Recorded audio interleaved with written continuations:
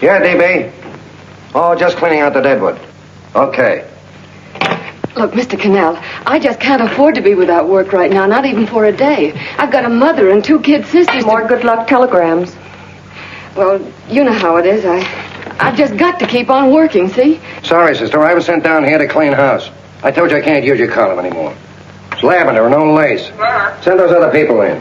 I'll tell you what I'll do. I get $30 a week. I'll take 25, 20 if necessary. I'll do anything you say. It isn't the money. We're after circulation. What we need is fireworks. People who can hit with sledgehammers. Start arguments. Oh, I can do that. I know this town inside out. Oh, give me a chance, All please. right, come in.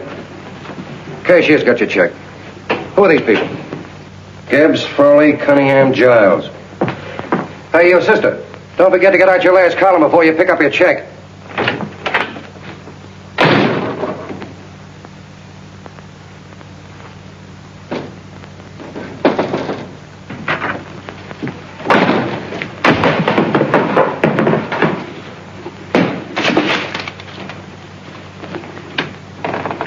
You're a couple of sticks shy in your column, man. Big rich slob like D.B. Norton buys a paper and 40 heads are chopped off. Did you get it, too? Yeah. You too? Oh, Joe. Oh, I'm sorry, darling. Why don't we tear the building down? Before you do, Ann, perhaps you'd better finish this column. Yeah, lavender and old lace. Wait, Joe. Wait. Wants fireworks, huh? Okay.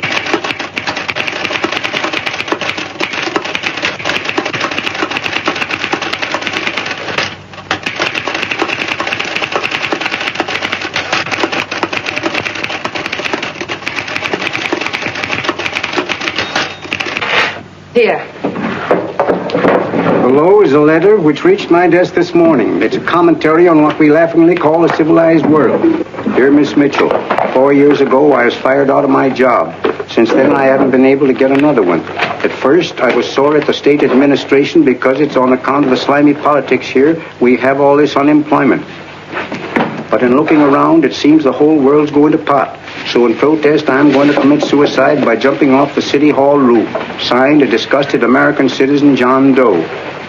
Editor's note, if you ask this column, the wrong people are jumping off the roofs. Hey, Ann, this is the old Fakeroo, isn't it? Never mind that, Joe. Go ahead. Sorry.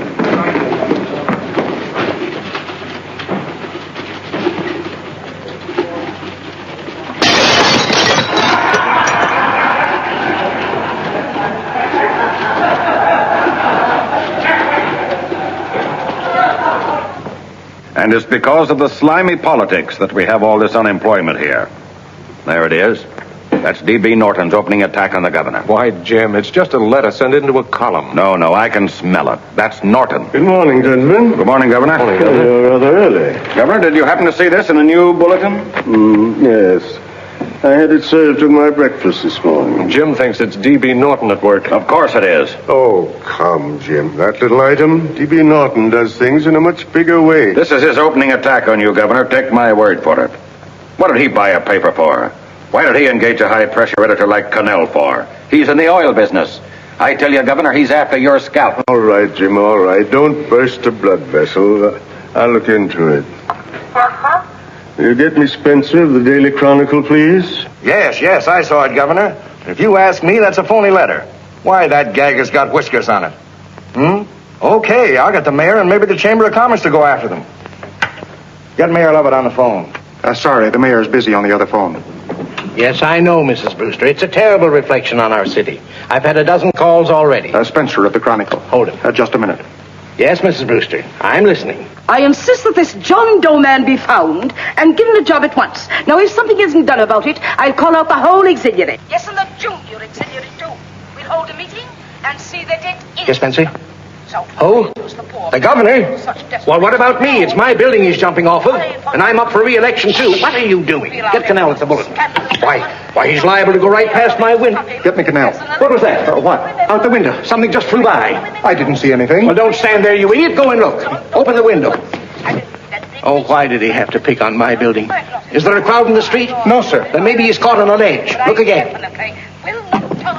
I think it must have been a seagull. A seagull? What's a seagull doing around the city hall? That's a bad omen, isn't it? Oh, no, sir. The seagull is a lovely bird. It's all right, Mrs. Brewster. It was just a seagull. Nothing's happened yet. No, I'm watching. Don't worry, Mrs. Brewster. Just leave it all to me. Spencer, I'll call you back. Hello, Canell? What are you doing? This is the mayor. Yes, Mayor Lovett. How many times are you going to call me? I've got everybody and his brother and sister out looking for him.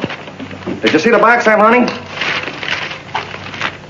An appeal to John Doe. Think it over, John. Life can be beautiful, says Mayor.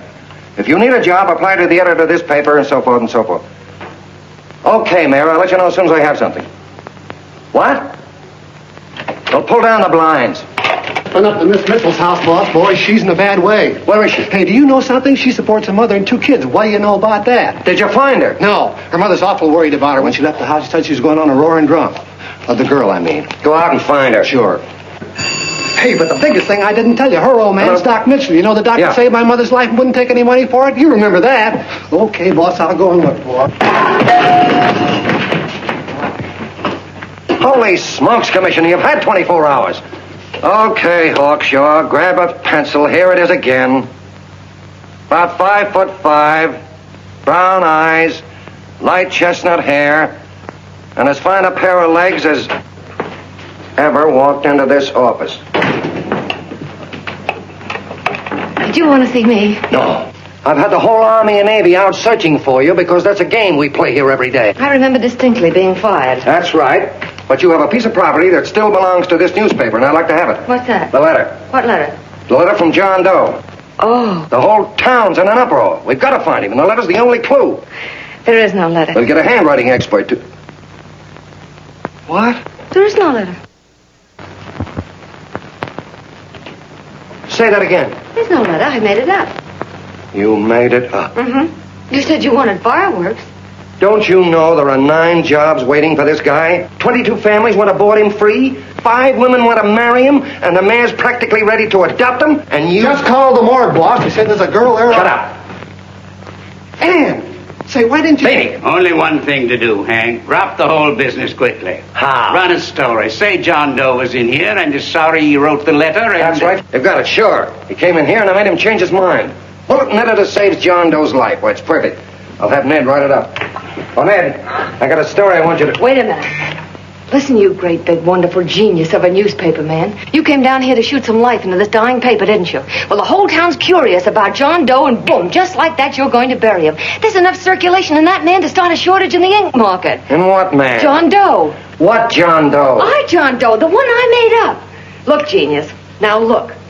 Suppose there was a John Doe and he walked into this office. What would you do? Find him a job and forget about the whole business, I suppose, huh? Not me. I'd make a deal with him. A deal? Sure, when you get hold of a stunt that sells papers, you don't drop it like a hot potato. Well, this is good for at least a couple of months. You know what I'd do? Between now and, let's say, Christmas when he's going to jump, I'd run a daily on. Starting with his boyhood, his schooling, his first job. A wide-eyed youngster facing a chaotic world. The problem of the average man, of all the John Does in the world. Now, then comes the drama. He meets discouragement. He finds the world his feet of clay. His ideals crumble. So what does he do?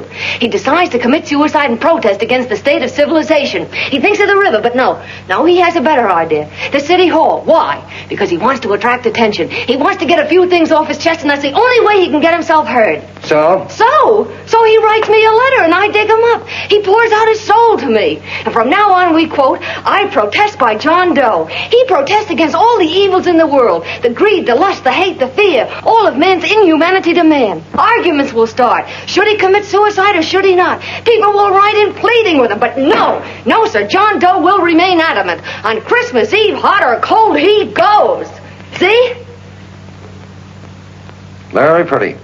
Very pretty indeed, Miss Mitchell. But would you mind telling me who goes on Christmas Eve? John Doe. What John Doe? The one we hire for the job, you lunkhead. Wait a minute. Let me get this through this lame brain of mine. Are you suggesting we go out and hire someone to say he's going to commit suicide on Christmas Eve? Is that it? Well, you're catching on. Who, for instance? Anybody. Beanie'll do. Why, sure. Who, me? Jump off a... Oh, no, any time at Christmas. I'm superstitious.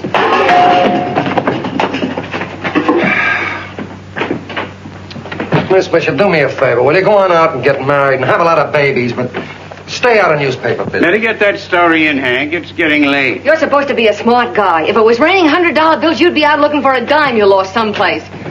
Holy smokes, wasting my time listening to this mad woman. Look, Chief, look at the Chronicle. It's running on John Doe. They say it's a fake. Why, the no good, the John Doe story, amateur journalism. It's probably phony. It's a wonder anyone is taking it serious. What do you think of those guys? That's fine. That's fine. Now fall right into their laps. Go ahead. Say John Doe walked in and called the whole thing off. You know what that's going to sound like on top of this. That's all, Ned. Thank you. All right.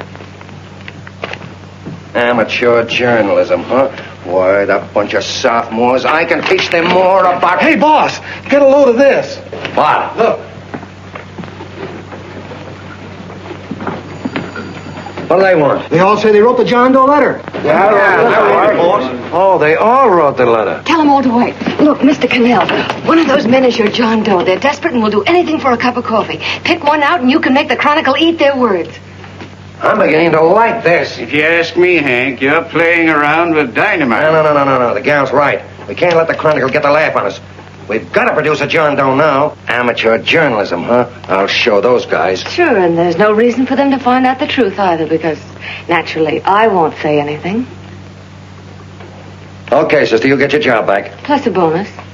What bonus? Oh, the bonus of $1,000 the Chronicle was going to pay me for this little document. You'll find it says that I, Ann Mitchell, hereby certify that the John Doe letter was created by me. I can read. Sorry.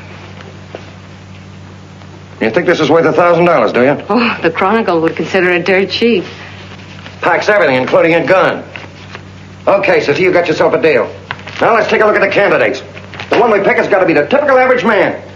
Typical American that can keep his mouth shut. Show me an American who can keep his mouth shut and I'll eat him. Okay, Beanie, bring him in one at a time.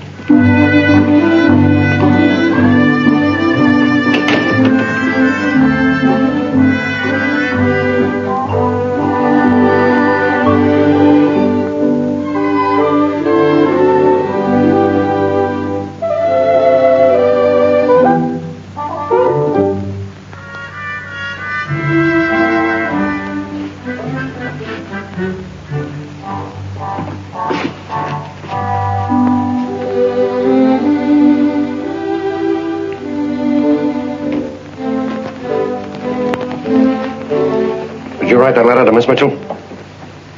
No, I didn't. What are you doing up here, then?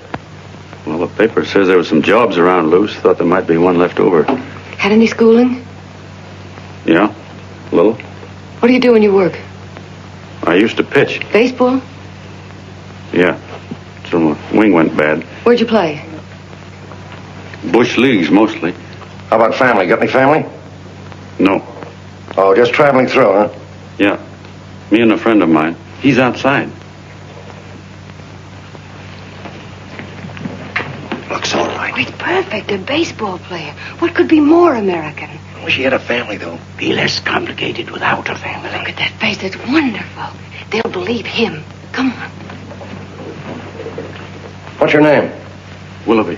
John Willoughby. Long John Willoughby, they called me in baseball. Would you like to make some money? Yeah. Maybe. Would you be willing to say you wrote that letter and stick by it?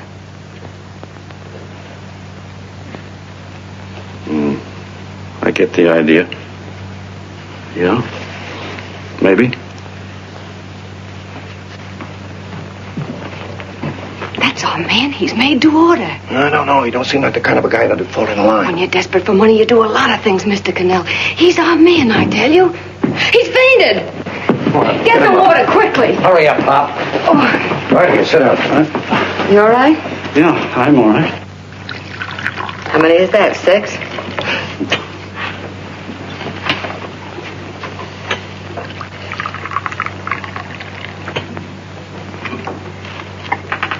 Pretty hungry, weren't you? Hey, all this John Doe business is batty, if you ask me. Well, nobody asked you. Trying to improve the world by jumping off buildings. You couldn't improve the world if the buildings jumped on you. Don't mind the colonel. He hates people. He likes you well enough to stick around. Well, that's because we both play doohickeys. I met him in a boxcar a couple of years ago. I was fooling around with my harmonica, and he comes over and joins in. I haven't been able to shake him since.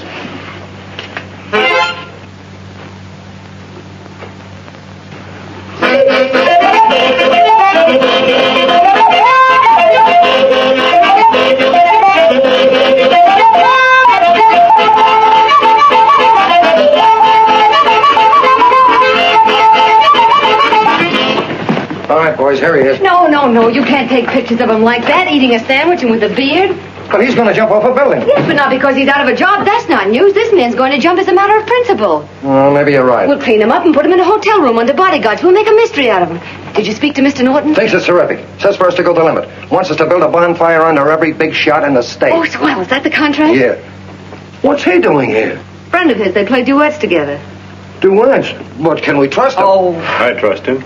Oh, you trusted me. Well, that's fine. I suppose he trusts you, too. Oh, stop worrying. He's all right. Okay, but we don't want more than a couple of hundred people in on this thing. Now, the first thing I want is an exact copy of the John Doe letter in your own handwriting. I've got it already. Here. Well, that's fine. Now, I want you to sign this agreement.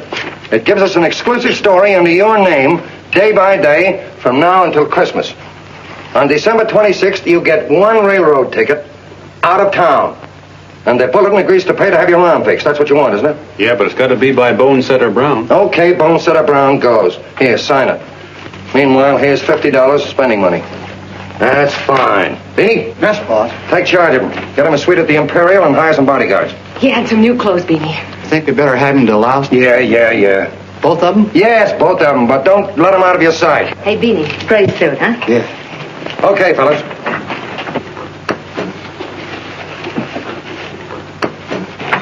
Take it easy, John Doe. And you start pounding that typewriter. Oh, boy, this is terrific.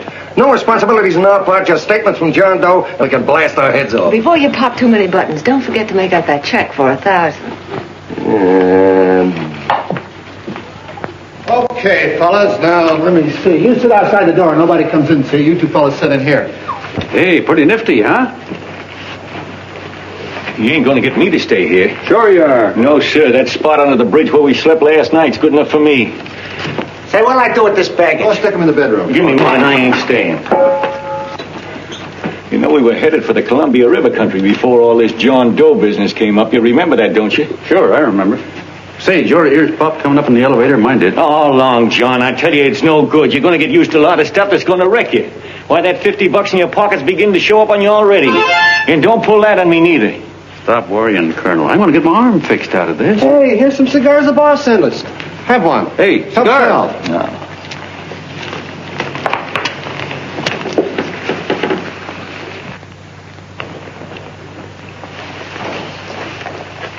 Say, I'll bet you even the major leaguers don't rate an outfit like this. Here, make yourself comfortable.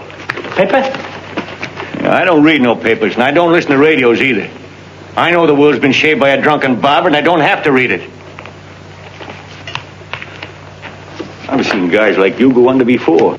Guys that never had a worry. Then they got a hold of some dough and went goofy. The first thing that happens to a guy... Get a load of the bedroom. No. The first thing that happens to a guy like that, he starts wanting to go into restaurants and sit down at a table and eat salads and cupcakes and tea. Boy, what that kind of food does to your system.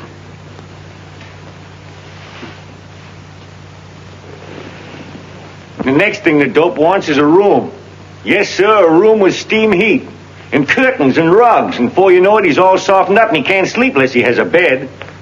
Hey, stop worrying, Colonel. $50 ain't going to ruin me. I've seen plenty of fellas start out with $50 and wind up with a bank account. Hey, what's the matter with the bank account anyway? And let me tell you, Long John, when you become a guy with a bank account, they got you. Yes, sir, they got you.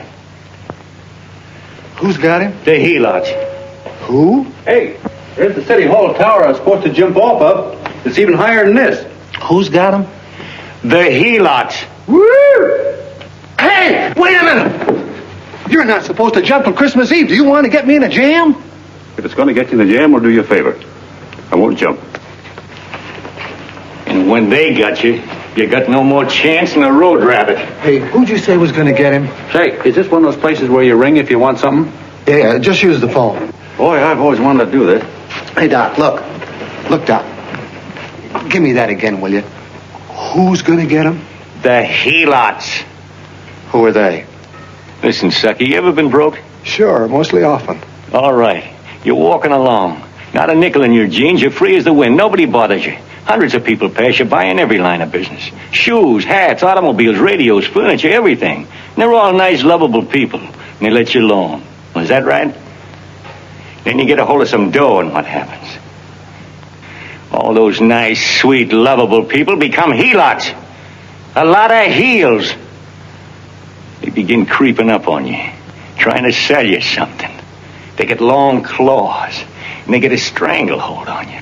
And you squirm, and you duck, and you holler, and you try to push them away, but you haven't got a chance. They got you. First thing you know, you own things. A car, for instance. Now your whole life is messed up with a lot more stuff.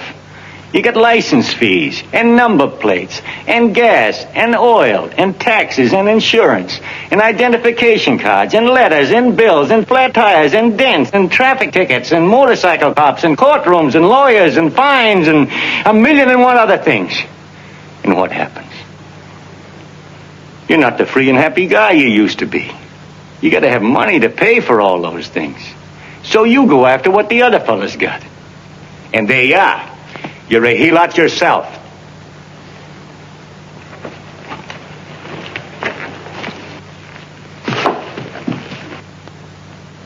You win, Colonel. Here, take the 50. Go out and get rid of it. You bet I will, just as fast as I can. I'm going to get some canned goods, a fishing rod, and the rest I'm going to give away. Give away? Hey, get me a pitcher's glove. I got to get some practice. Say, he's giving it away. I'm going to get me some of that. Hey, come back here, you helot. Will you send up 5 hamburgers with all the trimmings, 5 chocolate ice cream sodas, and 5 pieces of apple pie? No, apple with cheese. Yeah, thanks.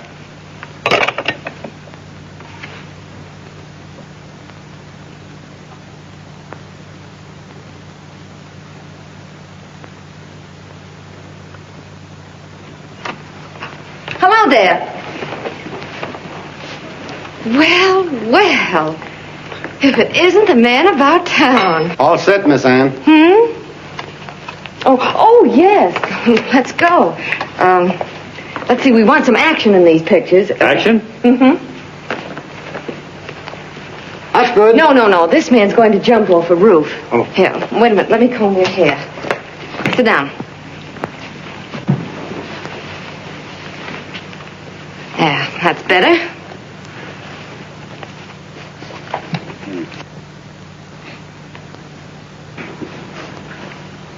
You know, he's got a nice face, hasn't he? Yeah, he's pretty. Here, sit down. Quiet, egghead. All right, now a serious expression. Can't. I'm feeling too good. Oh, come on now. This is serious. You're a man disgusted with all of civilization. With all of it? Yes, you're sore at the world. Come on now. Oh, crabby guy, huh? Yeah. No.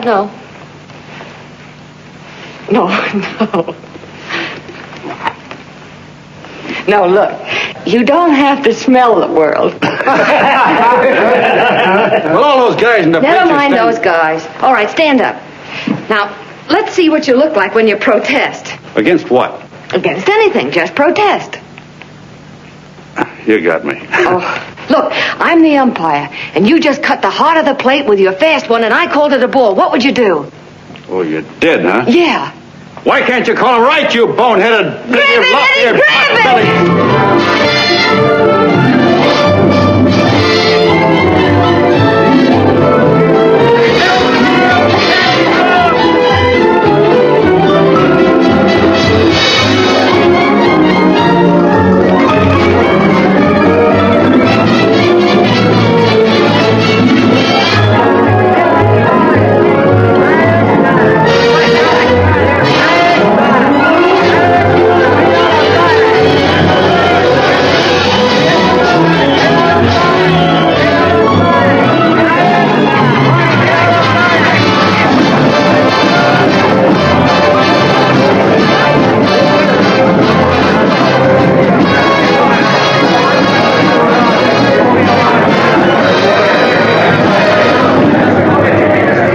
I don't care whose picture they're publishing. I still say that this John Doe person is a myth, and you can quote me on that. And I'm going to insist on his being produced for questioning. You know as well as I do that this whole thing is being engineered by a vicious man with a vicious purpose, Mr. D.B. Norton.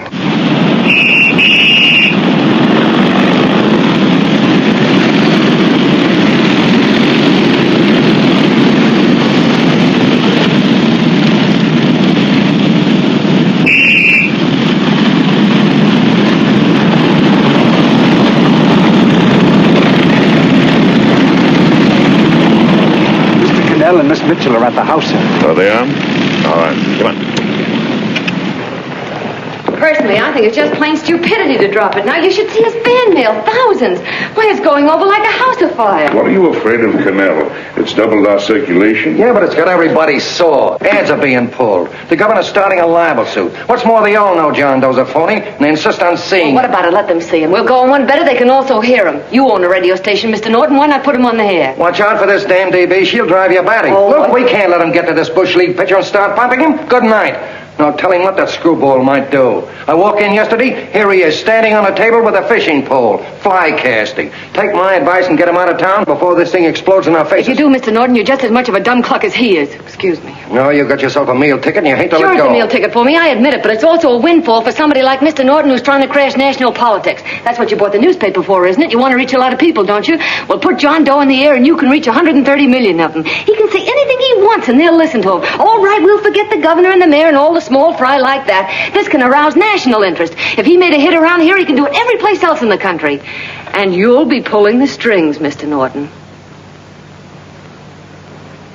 Go down to the office and arrange for some radio time. Why, DB, you're not going to as fall. soon as possible. Okay, I just came in to get warm myself. Come on, let's go. Don't you go. I want to talk to you.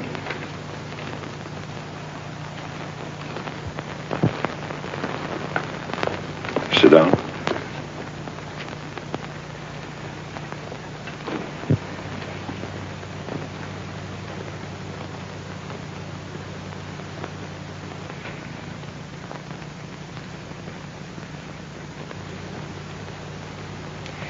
Hey, this John Doe idea was yours, huh?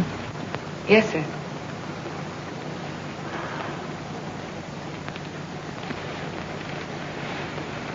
How much money do you get? $30.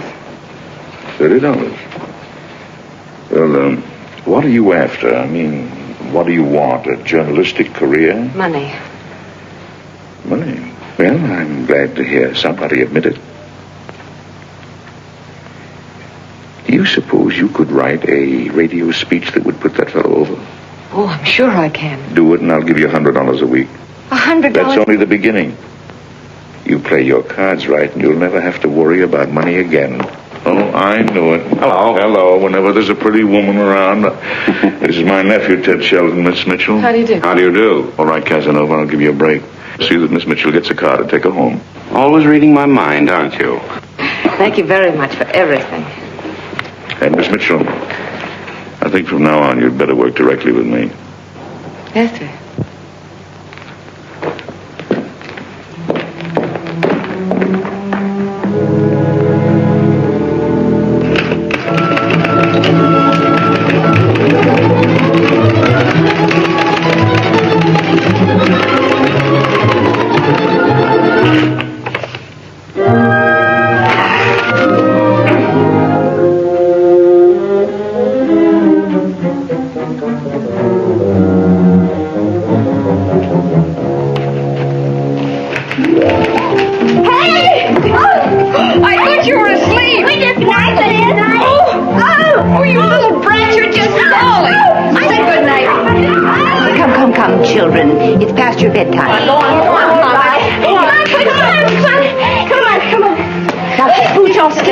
Through me, I'm done. I'll never get this speech right. Oh, yes, you will, Ann, dear. You're very clever. Yeah, I know. What are you looking for? Your purse. I need $10. What for? I gave you 50 just the other day. Yes, I know, dear, but Mrs. Burke had her baby yesterday. 9 pounds. And there wasn't a thing in the house. And then the community chest lady came. And the 50's all gone, huh? Who's the 10 for? The Websters. The Websters. You remember those lovely people your father used to take care of. I thought I'd buy them some groceries. Oh, Anne, dear, it's a shame those... You're marvelous, Ma. You're just like Father used to be. Do you realize a couple of weeks ago we didn't have enough to eat ourselves? Well, yes, I know, dear, but these people are in such need. And we have plenty now. If you're thinking of that $1,000, forget it. It's practically all gone. We owed everybody in town. Now, you just got to stop giving all your money away. Oh, Anne, dear. Oh, I'm sorry, Ma. Oh, don't pay any attention to me. I guess I'm just upset about all this. Gee whiz, here I am with a great opportunity to get somewhere, to give us security for once in our lives, and I'm stuck. If I could put this over, your Mrs. Burke can have 6 babies. You mean this speech you're writing? Yeah, I don't know. I simply can't get it to gel. I created somebody who's going to give up his life for a principle. Hundreds of thousands of people are going to listen to him over the radio. And unless he says something that's sensational, it's just no good. Well, honey, of course I don't know what kind of a speech you're trying to write, but judging from the samples I've read, I don't think anybody will listen. What? Darling, there's so many complaining political speeches. People are tired of hearing nothing but doom and despair on the radio. If you're going to have him say anything, why don't you let him say something simple and real, something with hope in it? If your father were alive, he'd know what to say. Oh, yeah. Father certainly would. Wait a minute.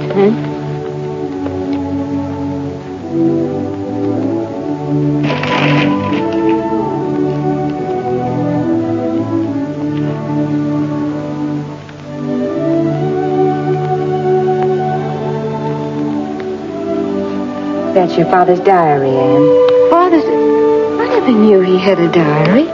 There's enough in it for 100 speeches. Things people ought to hear nowadays. You be careful of it, won't you, dear? It's always helped to keep your father alive for me. You bet I will, Ma. Wait a minute. John Doe don't want to sign no autographs. Well, what does he do all day? What does he do all day? He's writing out his memories. Sorry, lady, you can't see Mr. Doe. He wants to be alone. No, he just sits around all day and commutes with himself.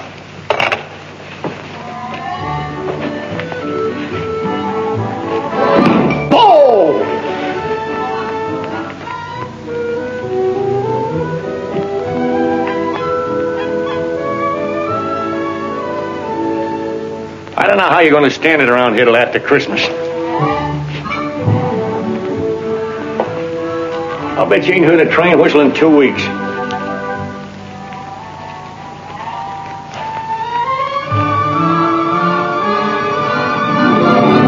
Steve, right!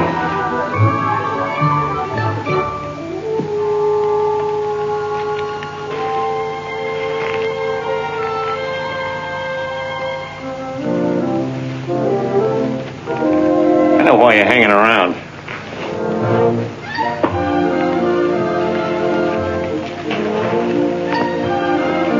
You're stuck on the girl. That's all a guy needs is to get hooked up with a woman.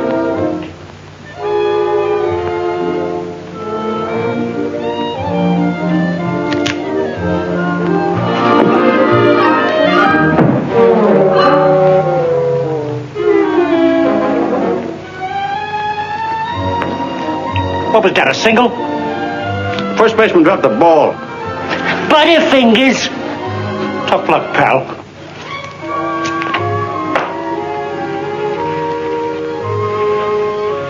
Guy has a woman on his hands. First thing he knows, his life is balled up with a lot more things. Furniture and...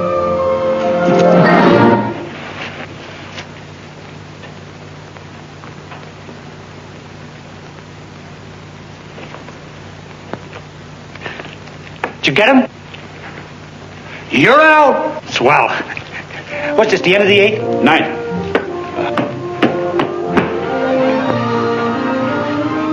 Hey, Beanie, there's a couple of mugs in the Chronicle snooping around out here. Ah! Come on, Angel Face. Gangway. What's the score, Angel Face? 3-2, off paper. Gee, that's great.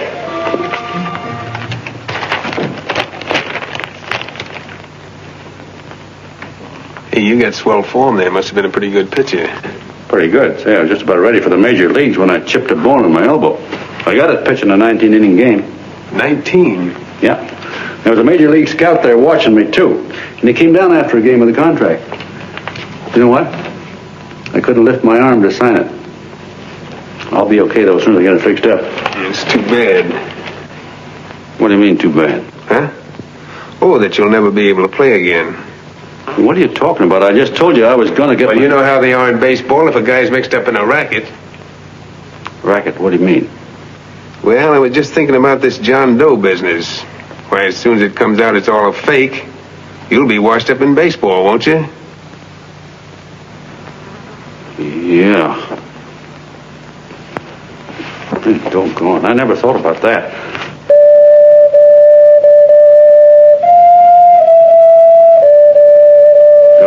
And another thing, what about all the kids in the country? The kids that idolize ball players. What are they going to think about you? Yeah. Hey, Colonel. Did you hear that? I gotta figure some way out of this thing. The elevators are still running. I know one way you can do it. How? Well, when you get up there on the radio, all you have to do is to say the whole thing to frame up. Make you a hero sure as you're born. Yeah, but how am I going to get my arm fixed? Well, that's a cinch. I know somebody that'll give you $5,000 just to get up on the radio and tell the truth. $5,000? Yeah, $5,000, and he gets it right away. You don't have to wait till Christmas. Look out, Long John. They're closing in on you. Say, who's putting up this dough? Fellow runs the Chronicle. Here's the speech you make, and it's all written out for you. $5,000. Holy mackerel, I can see the helots coming, the whole army of them. It's on the level.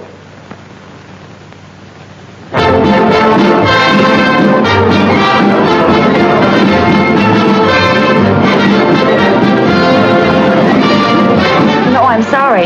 Tickets for the broadcast are all gone. Phone the bulletin. Sorry, no more tickets left.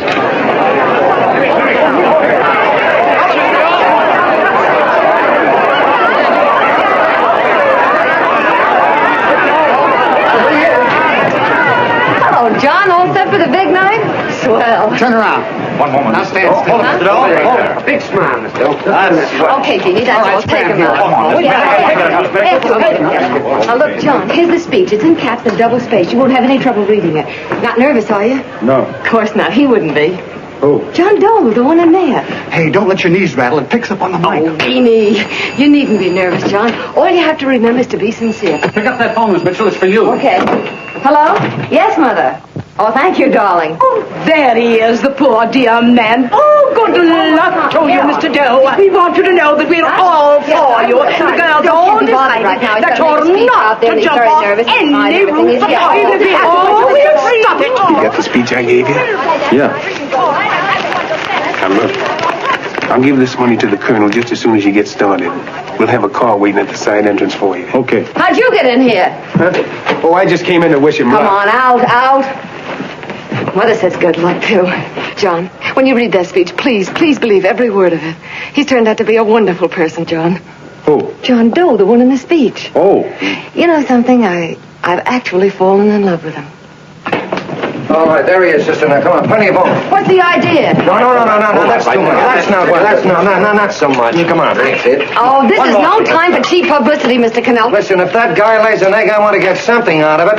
I'm getting a Jane Doe ready. Oh, come on. Here. Will you, fellas? Here, Give me a all right, chance. that's I enough. have to raise it. One more, will you, Well, that's please? fine, honey. You go ahead. After right, you Eddie, finish. one more. Go ahead. How you doing? Oh. All right, Benny, bring him in. Holy smoke, a half a helot. There you are, boss, just like you ordered. Symbols of little people. Okay, get him up. All right, young fella. This is ridiculous, Mr. Cannell. Come on, give me a chance. The man's on the airplane. Come on, look at him. Oh, All right, fellas, everybody. of course you can have all the pictures you want. No, come on, you can have come on, that's right. Afterwards, you can get all the pictures you want. Thank you very much. Come on, will you? Afterwards, that's right. Come on, Snooks, you better bail out. Okay, goodbye, Mr. Doe. Beanie. All right. Better get ready. 1 minute to go. Wow, 1 minute to go and the score is nothing to nothing. Now, please, John, you won't let me down, will you? Will you? Of course you won't. if you'll just think of yourself as the real John Doe. Listen, everything in that speech are things a certain man believed in. He was my father, John. And when he talked, people listened. And they listened to you, too. Funny. You know what my mother said the other night? She said to look into your eyes, that I'd see Father there. Hey, what do you say? Okay, we're coming. Come on. Now listen, John, you're a pitcher. Now get in there and pitch.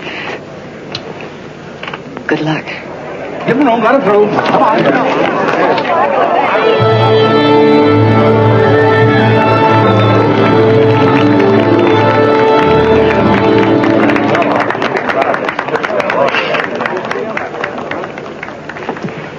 Hey, let's get out of here. There's the door right there. Hey, what are you doing here? That's what I'd like to know. Come on, out. Hey, he's a friend of mine. Never mind, let him alone. He's all right. I'll be right over there pulling for you. No, John, over here.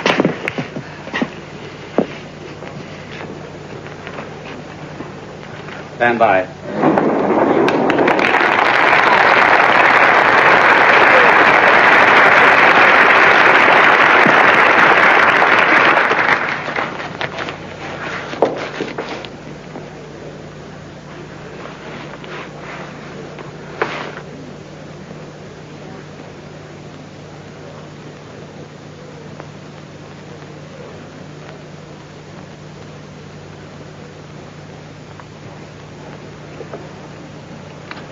Phone the Chronicle. Tell them to start getting those extras out.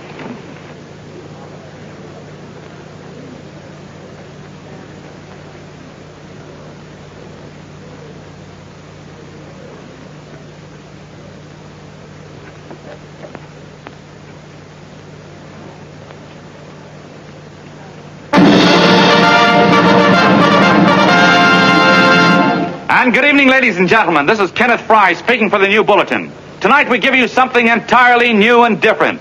Standing beside me is the young man who has declared publicly that on Christmas Eve he intends to commit suicide, giving as his reason, quote, "I protest against the state of civilization," end quote. Ladies and gentlemen, the New Bulletin takes pleasure in presenting the man who is fast becoming the most talked of person in the whole country, John Doe.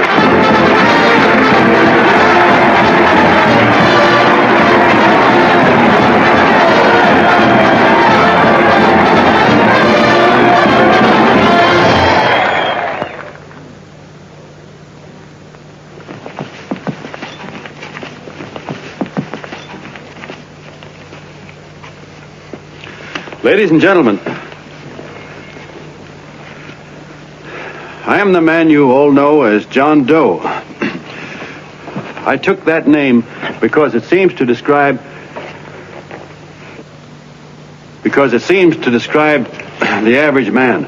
And that's me. And that's me. Well, it was me before I said I was going to jump off the city hall roof at midnight on Christmas Eve. Now I guess I'm not average anymore. Now I'm getting all sorts of attention. From big shots, too. We've been double-crossed. The mayor and the governor, for instance. They don't like those articles I've been writing. You're an imposter, young fella. That's a pack of lies you're telling. Who wrote that speech for you?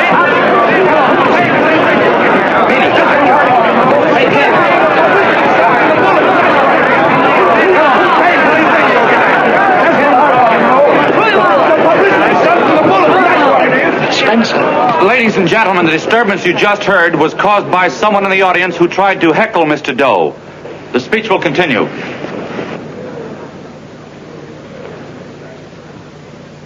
Well, people like the governor and that fella there can stop worrying. I'm not going to talk about them. I'm going to talk about us. The average guys, the John Does.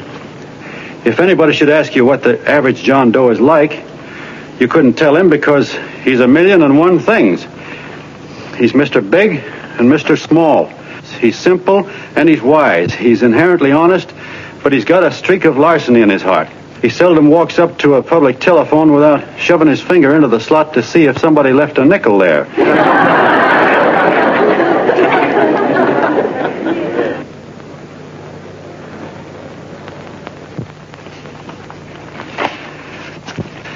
He's the man the ads are written for. He's a feller everybody sells things to. He's Joe Dokes, the world's greatest stooge and the world's greatest strength.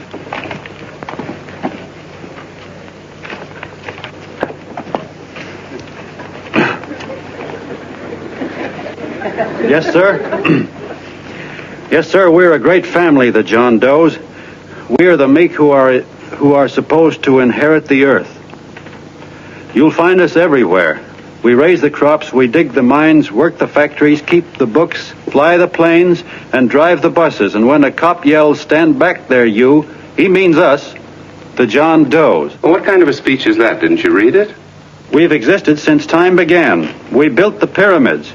We saw Christ crucified, pulled the oars for Roman emperors, sailed the boats for Columbus, retreated from Moscow with Napoleon, and froze with Washington at Valley Forge. Yes, sir. We've been in there dodging left hooks since before history began to walk. In our struggle for freedom, we've hit the canvas many a time, but we always bounce back because we're the people, and we're tough.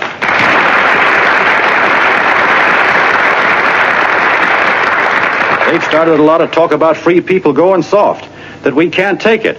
That's a lot of hooey.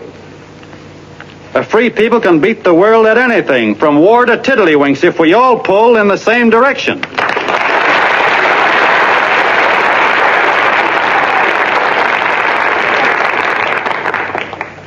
I know a lot of you are saying, "What can I do? I'm just a little punk. I don't count." Well, you're dead wrong. The little punks have always counted, because in the long run, the character of a country is the sum total of the character of its little punks.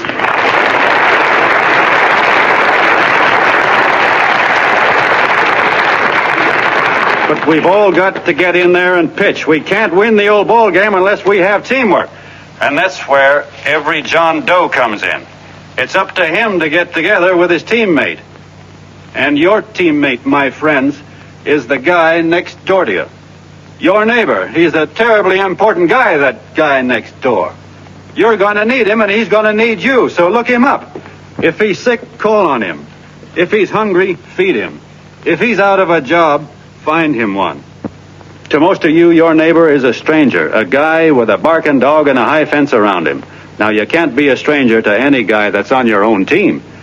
So tear down the fence that separates you. Tear down the fence, and you'll tear down a lot of hates and prejudices. Tear down all the fences in the country, and you'll really have teamwork.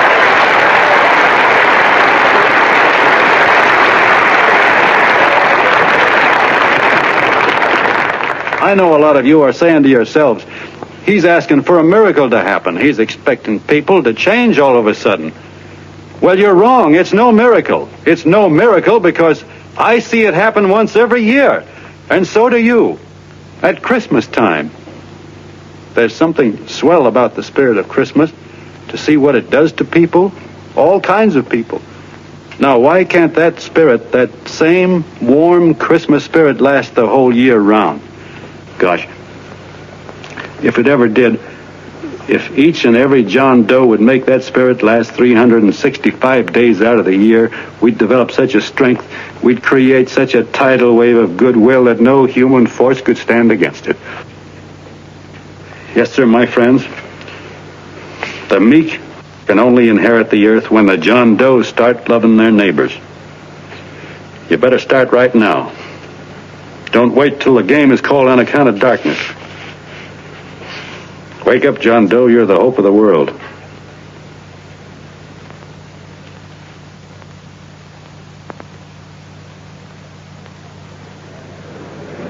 John, you're wonderful.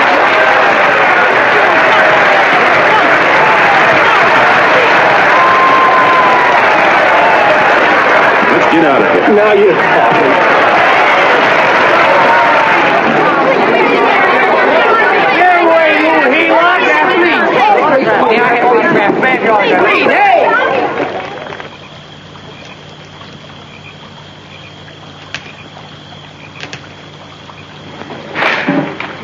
I knew you'd wake up sooner or later. Boy, am I glad we got out of that mess. I had the $5,000 sewed up. Could have been on my way to old Doc Brown. You're a pitcher, John, she says. Now, go in there and pitch. What a sucker. Yeah, she's a heel-out just like the rest of us. Lucky you got away from her. What was I doing up there making a speech anyway? Me, huh? Geez, the more I think about it, the more I could... Tear down all the fences. Why, if you tore one picket off of your neighbor's fence, he'd sue you. $5,000 had it right in my hand. What do you mean he ran away? We'll go after him, find him. That man is terrific.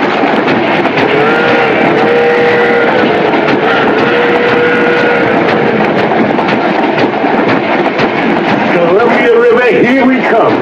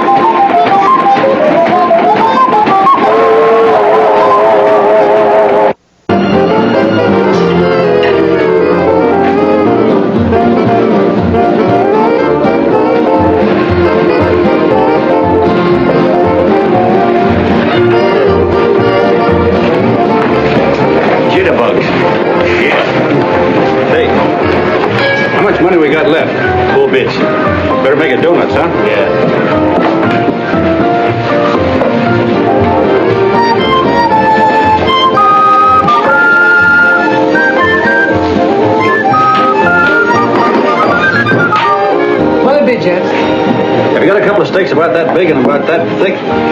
Yeah, with hash brown potatoes and tomatoes and apple pie and ice cream and coffee. And donuts, I know. Hey, Ma, Sinkers, a pair. Sinkers, a pair, coming up. Glad he took the tea out of there.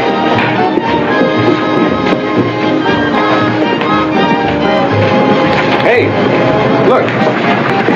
Join the John Doe Club. John Doe Club?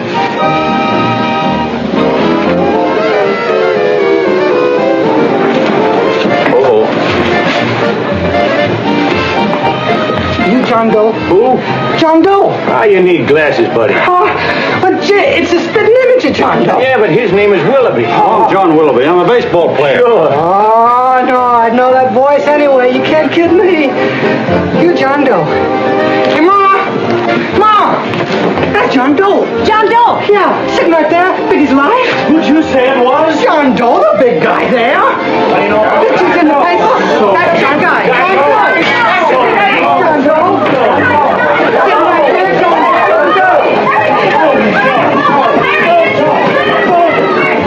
Hey, operator, Dan's Beanery. Look, call everybody in town. John Doe was just in my place. Yeah, he ordered donuts.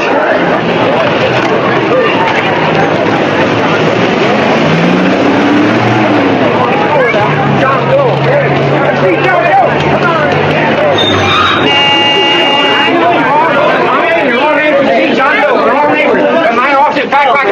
What does John Doe look like, Mr. Mayor? Oh, he's one of those great big outdoor type men. No, you can't see him. You didn't vote for me the last time. Shame on you. What are you doing there? Get off my front porch anyhow. Mr. Norton come yet? Oh, well, I wonder where he's at. What's keeping him? He should have been here 15 minutes ago. Oh, there he comes now. Now, everybody on your dignity. Don't do anything to disgrace us. A little town, but we got to show off. Better let me talk to him. All right, but present it to him as a great cause for the common man. Ah, here he comes. Now, give him room down there. Give him room, folks. Come on now. Come on. Here he comes. Here he comes. Here's Mr. Martin. How do you do, Mr. Martin? I'm Mayor Hawkins. Get your smile back. Let me go, you darn fool. I'm the mayor. Mr. Martin. Mr. Martin. Mr. Martin. I'm Mayor Hawkins. Your office telephoned me to hold him. Well, that's fine. How is he? Oh, he's fine. He's right in my office there. You know, it's a great honor having John Doe here, and you too. Haven't had so much excitement since the old city hall burned down. People are so excited they nearly tore his clothes off. Oh, but till on, phone the newspapers, tell them Mr. Norton's here. Step right inside, Mr. Norton. My office. Very comfortable here, Mr. Norton. Just had it air conditioned. Gangway, please. Get room for Mr. Norton. Gangway. Gangway. Here he is, Mr. Norton. Well taken care of. The neighbors are serving him a light lunch. Hello, John. Well, Mr. Mayor, if you don't mind, we'd like to talk to him alone. Why, certainly, certainly. All right, everybody. Clear out. No, but you... Everybody, quickly now. Come on, you. Come on. Come on. That's it. All right. That's it. Don't argue with me here. Wait till we get home. Don't you push me around like that. Even though I'm your wife, you can't push me around. Look, Mr. Norton, I think you got a lot of nerve having those people hold us here. There's nobody holding you here, Mr. Doe. It's only natural that people... Nobody holding us here. Let's get going. Incidentally, my name isn't Doe. It's Willoughby. Look, John, something terribly important's happened. They're forming John Doe clubs. We know of 8 already, and they say that there's John Doe clubs? What for? To carry out the principles you talked about in your radio speech. I don't care what they're forming. I'm on my way, and I don't like the idea of being stopped either. Oh, but you don't know how big this thing is. You should see the thousands of telegrams we've received and what they're saying about you. Look, it started as a circulation stunt, didn't it? Well, you got your circulation. Now, why don't you let me alone? Oh, it started as a circulation stunt, but it isn't anymore. Mr. Norton wants to get back of it and sponsor John Doe clubs all over the country. He wants to send you on a lecture tour. Me? Uh-huh. Well, certainly. With your ability to influence people, it might grow into a glorious movement. Say, let's get something straight here. I don't want any part of this thing. If you got an idea I'm going around lecturing the people, why, you're crazy. Baseball's my racket, and I'm sticking to it. Come on, Colonel, let's get out of here. John, Please. I just got rid of one crowd. Oh, but please, Mr. Mayor, tell him the John Doe Club wants to talk to him. Let them in, Mr. Mayor. Let them come in. Okay, folks, but remember your manners. No stampeding. Walk slow, like you do when you come to pay your taxes.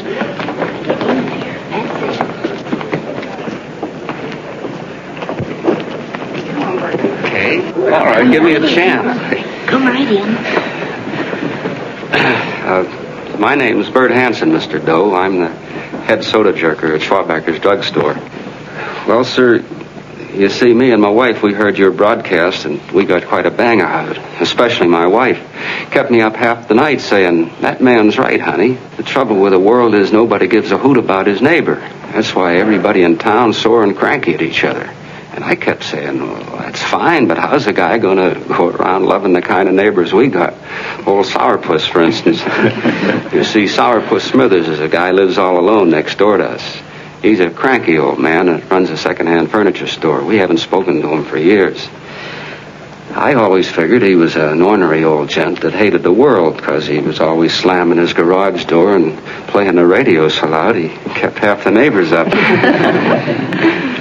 Well, anyway, the next morning I'm out watering the lawn, and I look over, and there's Sourpuss on the other side of the hedge straightening out a dent in his fender.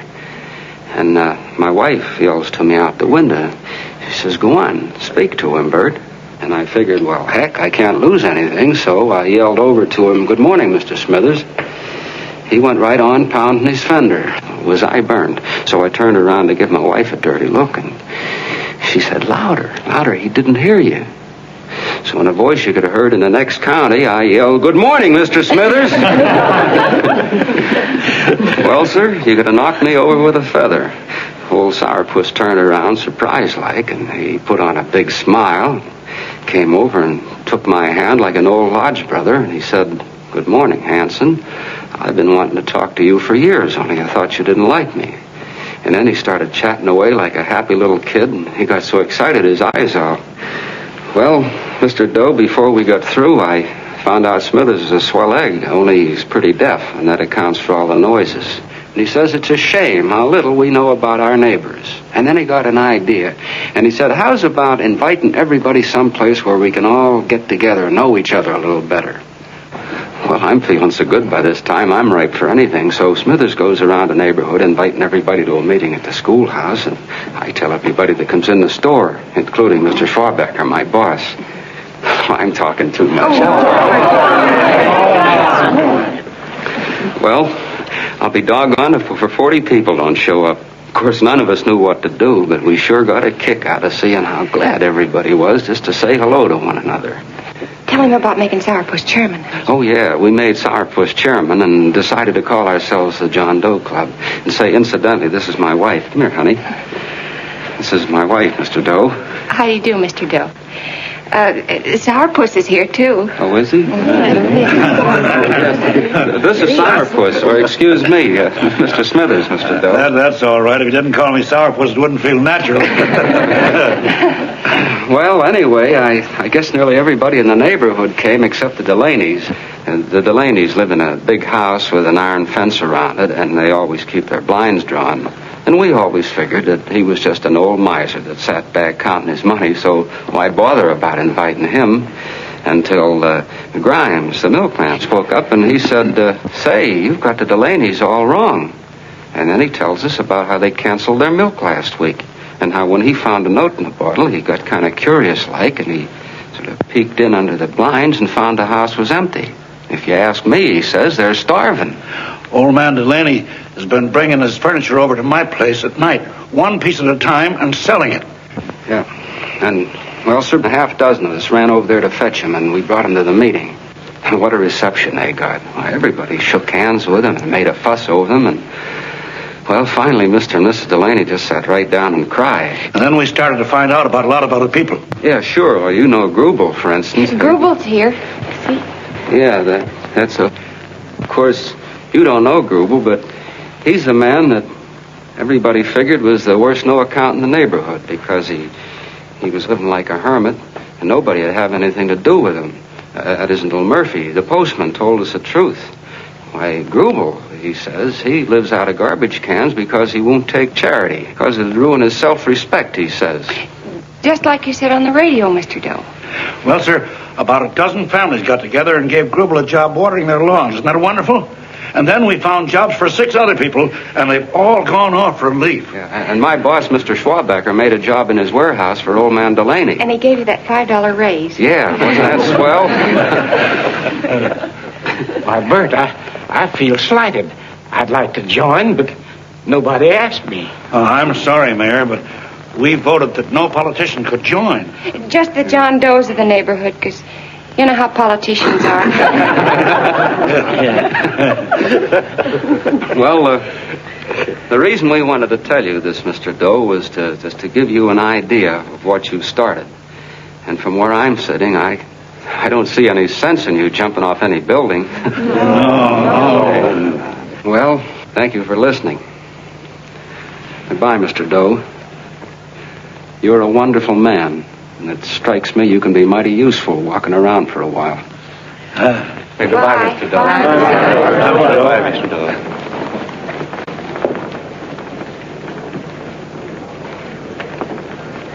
I'm Mrs. Delaney, Mr. Doe.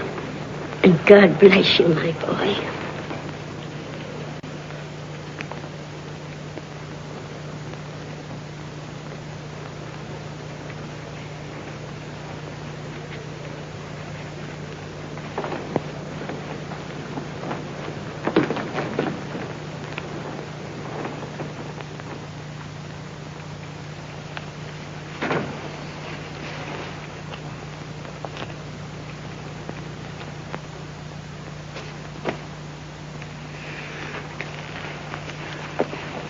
Gee whiz, I'm all mixed up.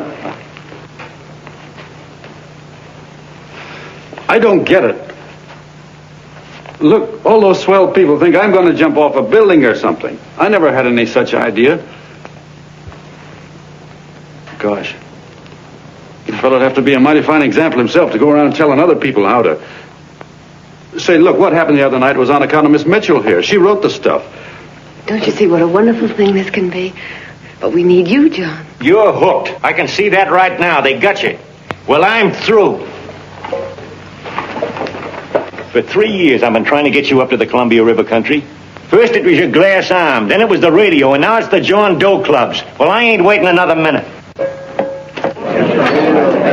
Gangway, you helots! Hey, Colonel, wait a minute. I want you personally to go along with John Doe and Miss Mitchell and handle the press and the radio. Me? Yes, I don't want to take any chances. And Johnson. Yes, Stevie? Your crew will do the mop-up job. They'll follow John Doe into every town, see that the clubs are properly organized and the charter's issued. Right. There are only 8 flags up there now. I want to see that map covered before we get through.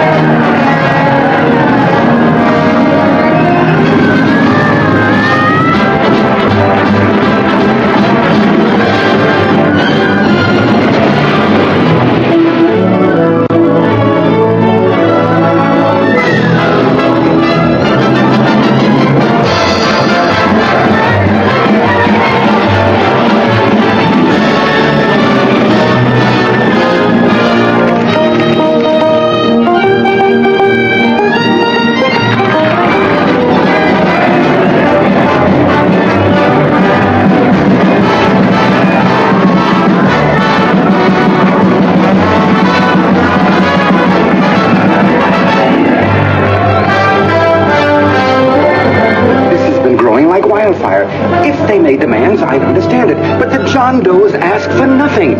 People are going off relief. If this keeps up, I'll be out of a job. As soon as it gets strong enough, we'll find out what John Doe wants. 30 every Thursday. 60 at 60. Who knows what?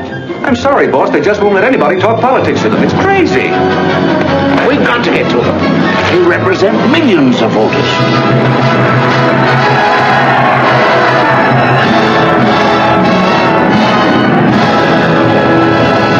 I tell you, ladies and gentlemen, this thing has been nothing short of a prairie fire.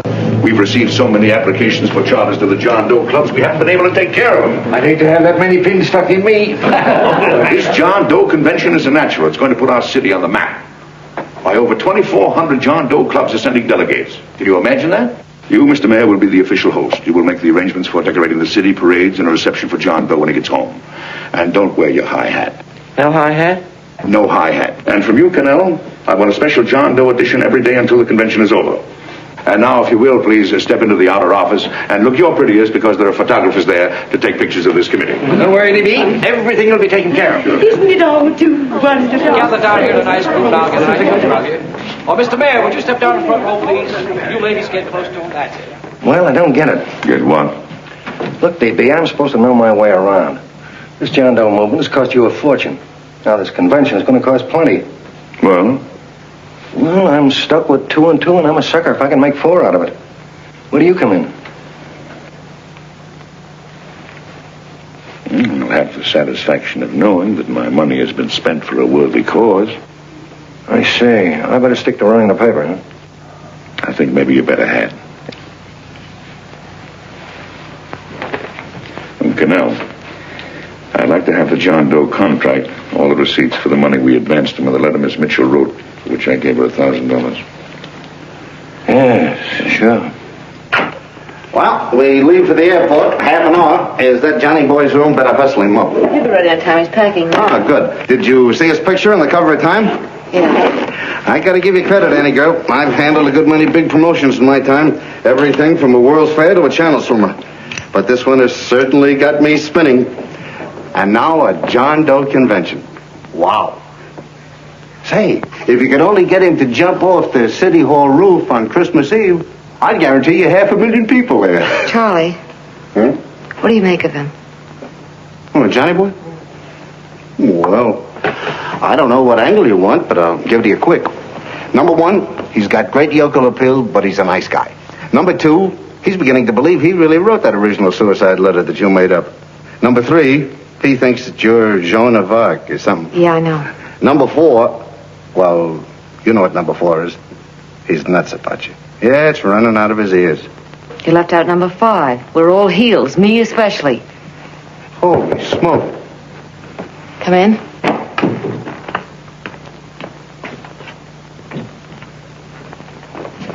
I'm all packed. Good. I'll go and get Beanie Boy. Okay, Charlie boy.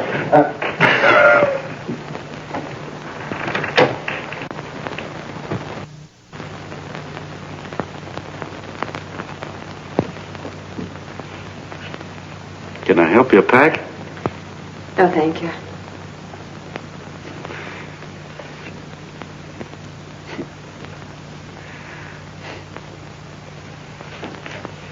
You care if I sit down out here? No.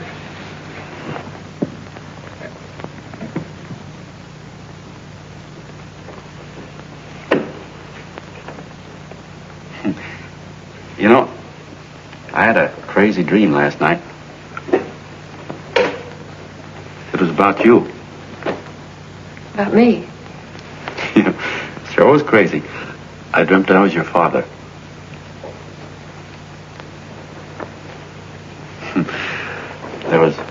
There was something I was trying to stop you from doing. So I got up out of bed and I walked right through the wall here, right straight into your room. You know how dreams are. And there you were in bed. But you're a little girl, you know, about 10. And very pretty, too. So I shook you. And the moment you opened your eyes, you hopped out of bed and started running like the devil in your nightgown. You ran right out the window there, and you ran out over the tops of buildings and roofs and everything for miles. And I was chasing you. And all the time you were running, you kept growing bigger and bigger and bigger, and pretty soon you were as big as you are now. You know? Grown up. And all the time I kept asking myself, what am I chasing her for? And I didn't know. Isn't that a hot one? Well, anyway, you ran into some place, and then I ran in after you, and when I got there you were getting married. And the nightgown had changed into a beautiful wedding gown. You sure look pretty, too. And then I knew what it was I was trying to stop you from doing. Dreams are sure crazy, aren't they? Well, would you like to know who it was you were marrying? Oh, a tall, handsome Eubangi, I suppose. No, not that bad. It was that fellow that sends you flowers every day. Yeah, what's his name? Mr. Norton's nephew? Ed Sheldon. Yeah, that's the one. But here's the funniest part of it all. I was the fellow up there doing the marrying, you know, the justice of peace or something. You were? I thought you were chasing me. Well, yes, I was, but I was your father then, see? But the real me, John Doe, or that is, Long John Willoughby, I was the fellow up there with the book. You know what I mean? I guess so. Then what happened? Well, I took you across my knee and I started spanking you. That is, I didn't do it. I mean, I did do it, but it wasn't me, you see. I was your father then. Well, I held you across my knee and I said, Annie, I won't allow you to marry a man that's just rich or that has his secretary send you flowers. The man you marry has got to swim rivers for you. He's got to climb high mountains for you. He's got to slay dragons for you. He's got to perform wonderful deeds for you.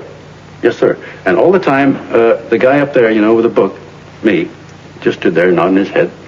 And he said, go to it, Pop.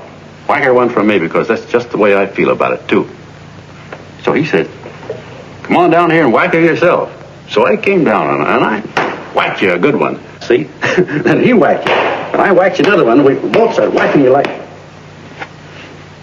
Well, if you're through whacking her, come on, let's get going. Okay, fellas, right in here. You go out the side entrance with a bunch of autograph seekers out front. We'll be down with the bags in a minute. Come on, don't make a government project out of this. Hi, Benny. When's our plane take off again? Couple of minutes.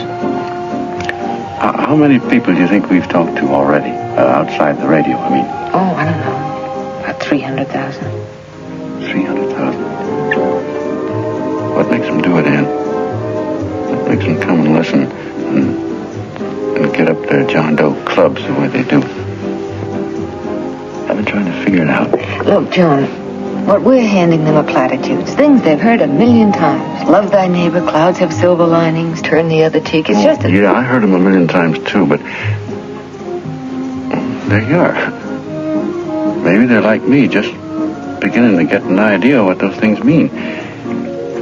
You know, I never thought much about people before. They were always just somebody to fill up the bleachers. And the only time I worried about them is when they didn't come in to see me pitch.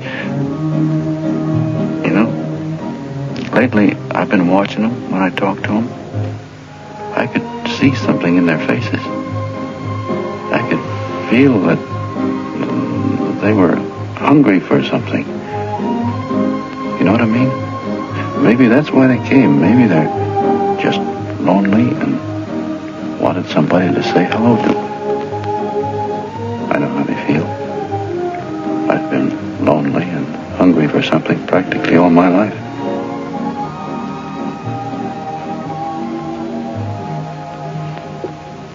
All aboard, folks. That's what I said is behind us. Yeah, that's true. Oh, somebody else sitting here? No, that's your seat. And this is your coat. Mine? A little token of appreciation.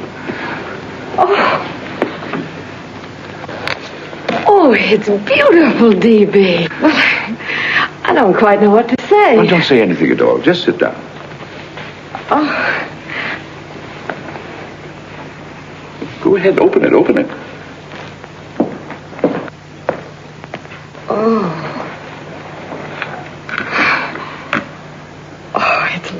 lovely. And a new contract goes with it. Well, come on, spring it. You've got something on your mind. It must be stupendous. That's what I like about it. Right to the point. Like that. All right, Practical Annie. Here it is. Tomorrow night, before a crowd of 15,000 people and talking over a nationwide radio hookup, John Doe will announce the formation of a third party. A third party? Yes, the John Doe Party. Devoted entirely to the interests of all the John Does all over the country. Which practically means 90% of the voters.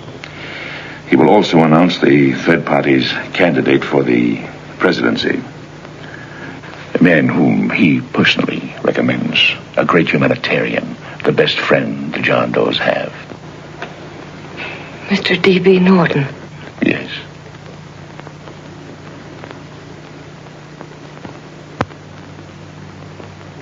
Wow.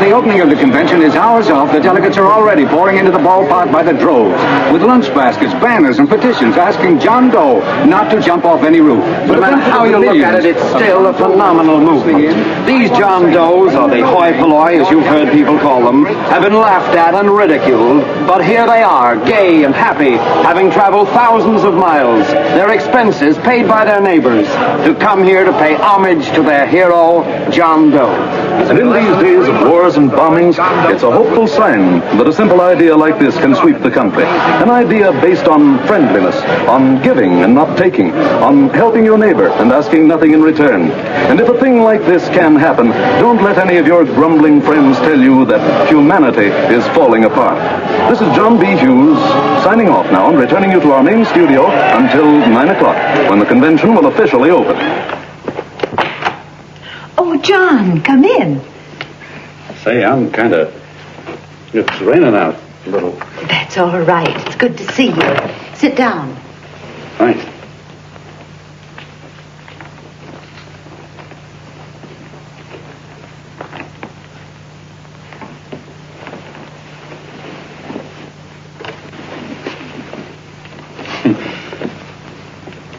It's for Anne. Oh, how nice. Thank you very much. Flowers.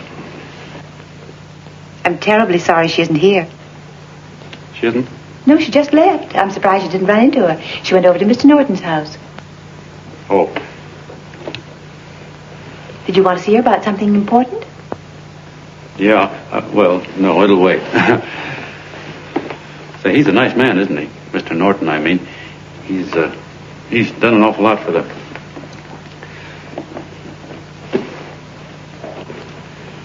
Well, say, my coat's pretty wet. I'm afraid I might have wet the couch a little.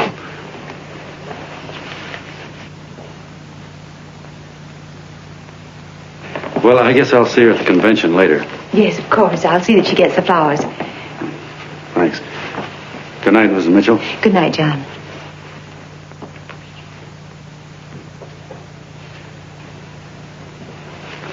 Say, Miss Mitchell, I'm kind of glad Anne isn't here. You see, I came over here hoping to see her alone, and kind of hoping I wouldn't, too, you know what I mean? There was something I wanted to talk to her about. But, well, it'll wait, I guess. Good night.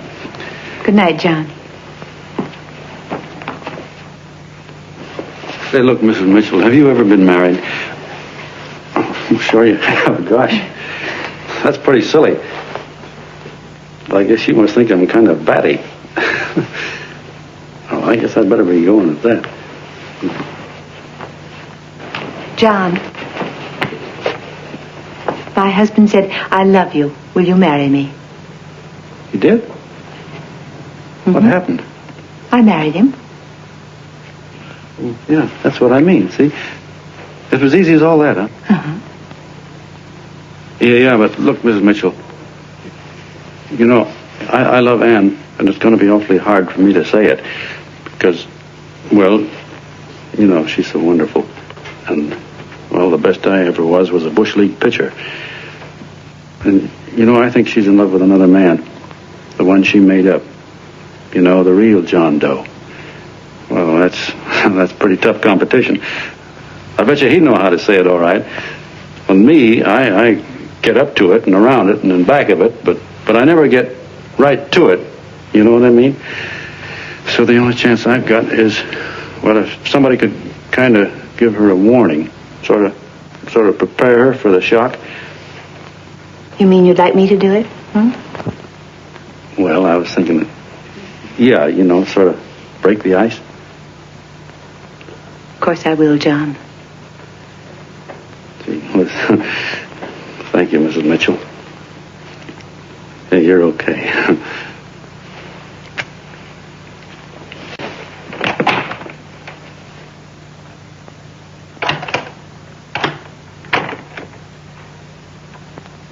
This John Doe meeting is going to be one of the biggest things that ever happened. Why, they're coming from all over. Trains, boxcars, wagons. Look out! Hello, bodyguard. Hey, had your dinner yet? Oh, Jeff? Oh, that's all right. No, go ahead and have your dinner. Wait a minute, John.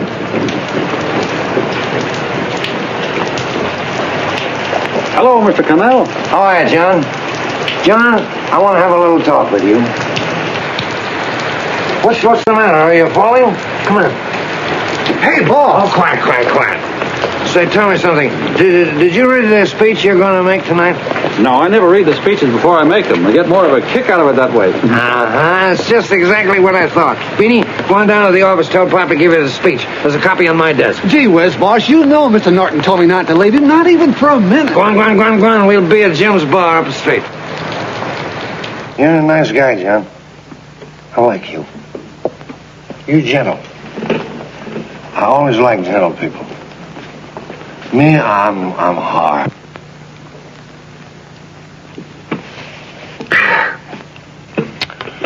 Yep, I'm hard. But you want to know something? I've got a weakness. Never guess that, would you? Well, I have. Want to know this? Star-Spangled Banner. Screw you, huh? Well, maybe it is, but play the Star-Spangled Banner. I'm a sucker for it. Always gets me right here. Know what I mean? Yeah, it gets me right back here. Oh, back there, huh? Well, every man to his own taste.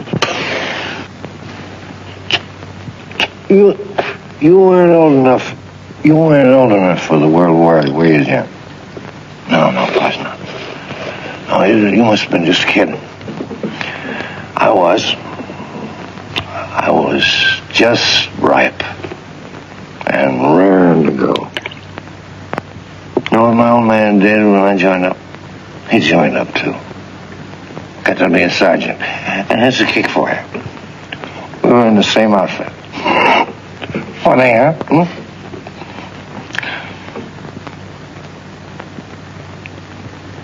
He was killed, John. I saw him get it. I was right there, and I saw it with my own eyes. Me, I came out without a scratch. That is, excepting my ulcers.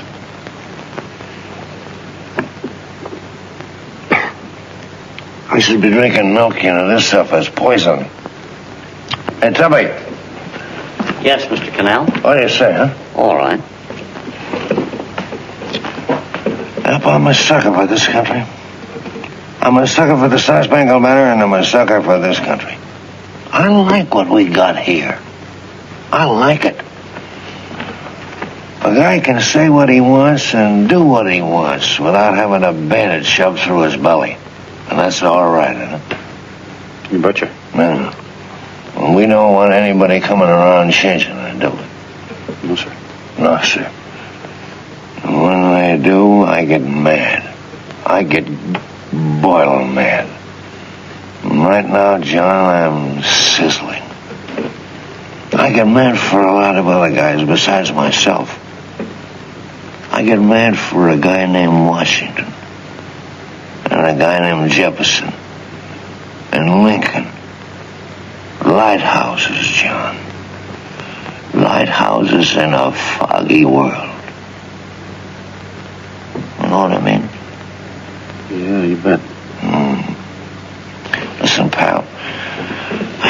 This fifth column stuff is pretty rotten, isn't it? Yeah, it certainly is. And you'd feel like an awful sucker if you found yourself marching right in the middle of it, wouldn't you? You. Of course, you wouldn't know it because you're gentle. But that's what you're doing. You're mixed up with a skunk, my boy. A no-good, dangerous skunk. Say, you're not talking about Mr. Norton, are you? I'm not talking about his grandfather's pet poodle. You must be wrong, Mr. Cannell. Because he's been marvelous about the John Doe clubs. Yeah? Say, you're sold on this John Doe idea, aren't you? Sure. Sure. I don't blame you. So am I. It's a beautiful miracle. A miracle that can only happen right here in the good old USA. And I think it's terrific. What do you think of that? Me, hard-boiled Cannell, and I think it's plenty terrific. All right. Now, supposing a certain unmentionable worm whose initials are DB was trying to use that to shove his way into the White House so he could put the screws on, so he could turn out the lights in those lighthouses. What would you say about that, huh? Nobody's going to do that, Mr. Cannell. They can't use the John Doe clubs for politics. That's the main idea. Is that so? Then what's a big political boss like Hammett doing in town? And a labor leader like Bennett? And a lot of other big shots are up at DB's house right now. Wolves, John. Wolves. Waiting to cut up the John Does. Wait till you get a gander at the speech you're going to make tonight. You're all wet. Miss Mitchell writes those speeches. Nobody can make her write that kind of stuff. They can, huh? Who do you think writes them? My Aunt Emma? I know she writes them. And gets a big bonus for doing them, too. A mink coat and a diamond bracelet. Don't write them. Why, that gold-grabbing dame would double-cross her own mother for a handful of Chinese yams. Shut up. If you weren't drunk, I'd... Hey, boss. Here's the speech, boss. Hey. Go on and read it, John, and then start sucking. Hey, wait a minute, Mr. Doe. Tubby? Yes, sir. Better bring me a glass of milk. I'm smoking too much. Yes, Charlie? Got everything all set? Fine. John Doe been taken care of? Good. How many people do you think will be there? 15,000? Oh, my, that's fine. Now, listen, Charlie. As soon as John Doe stops talking about me, I want you to start that demonstration. And make it a big one, you understand? Don't worry about that, DB. My boys are there. They'll take care of it. What? Yes, I'll be there 15 minutes after I get your call. Why, Mr. Doe. Where are they? In the dining room, sir.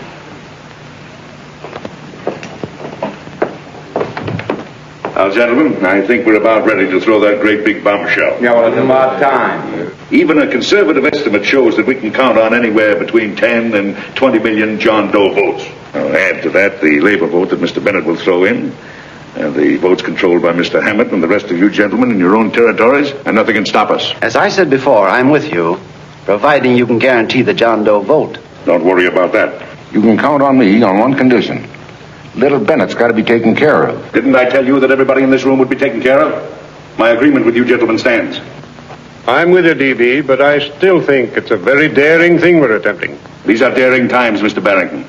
We're coming to a new order of things. There's too much talk been going on in this country. Too many concessions have been made. What the American people need is an iron hand. You're right. That's true. You're quite right, DB. Discipline. Quite right.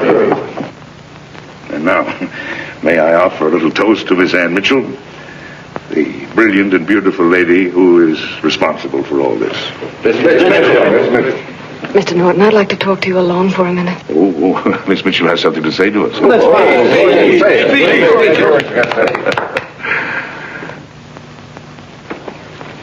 Hello.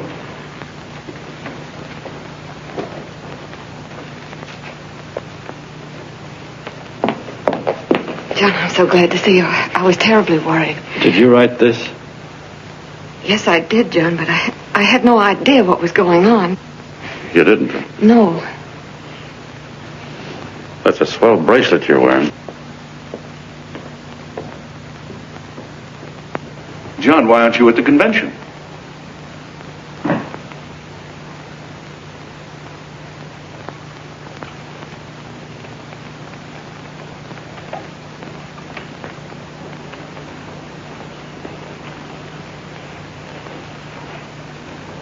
Is there anything wrong? No, nothing's wrong. Everything's fine. So there's going to be a new order of things, huh? Everybody's going to cut himself a nice fat slice of the John Does, eh? You forgot one detail, Mr. Big Shot. You forgot me, the prize stooge of the world.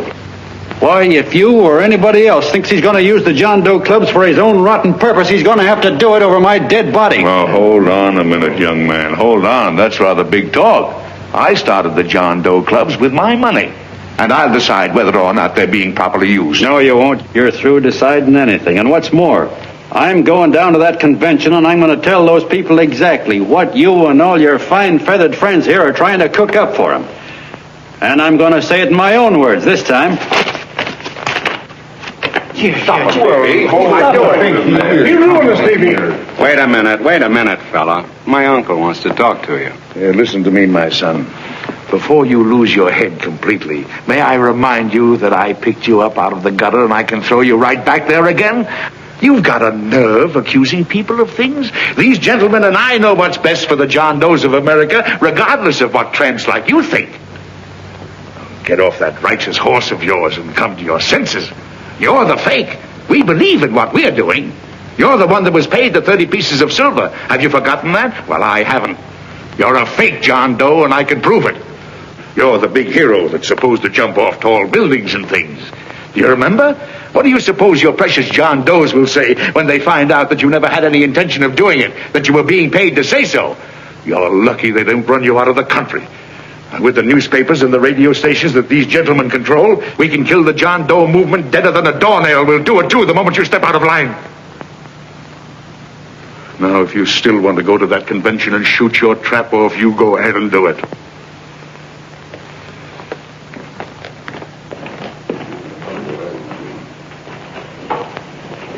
You mean to tell me you'd try to kill the John Doe movement if you can't use it to get what you want? You bet your bottom dollar we would.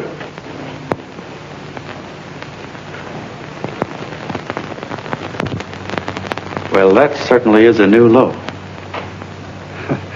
I guess I've seen everything now. You sit there back of your big cigars and think of deliberately killing an idea that's made millions of people a little bit happier. An idea that's brought thousands of them here from all over the country, by bus and by freight and jalopies and on foot, so they could pass on to each other their own simple little experiences. Why, look, I'm just a mug and I know it, but I'm beginning to understand a lot of things.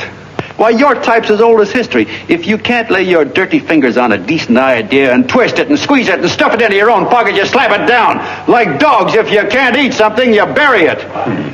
Why, this is the one worthwhile thing that's come along. People are finally finding out that the guy next door isn't a bad egg. That's simple, isn't it? And yet a thing like that's got a chance of spreading till it touches every last doggone human being in the world, and you talk about killing it. Why, when this fire dies down, what's going to be left? More misery, more hunger, and more hate. And what's to prevent that from starting all over again?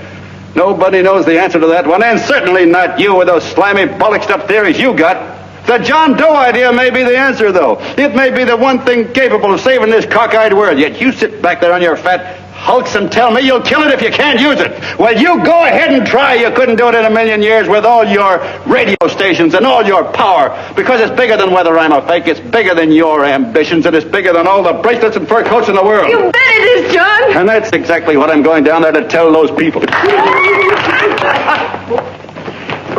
A minute, you ungrateful rat. My uncle's been too good to you. Get away. Give me the book. John! I've always told you, D.B., you're playing with dynamite. Which way? All right, now, get away. Before he gets doing that, he'll ruin it all. Now, stop and cold. Don't worry, I've been ready for this. John! Oh, John, please listen to me. Please, I can explain everything, John. I didn't know what they were going to do. Let me go with you, John. John, please. Go ahead, driver. Ballpark. Please, John. Please let me go with you. Please. John! Mr. Martin wants to see you. Listen to me, Mayor Lovett. You do as I say. I want them both arrested. You tell the police department to pick up Canal. I've got the girl here. I've got the bullet. I don't care what you charge him with. If you're worried, let him go in the morning, but keep him in jail overnight. Hello, Bulletin. Put that wire on.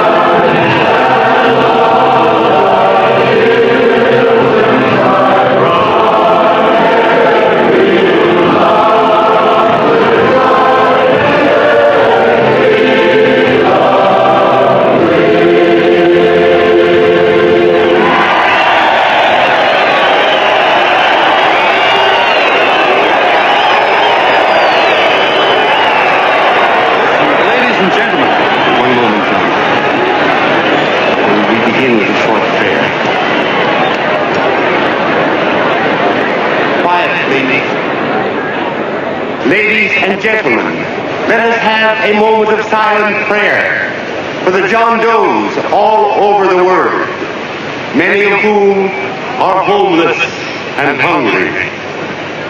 Rise, please. Everybody rise.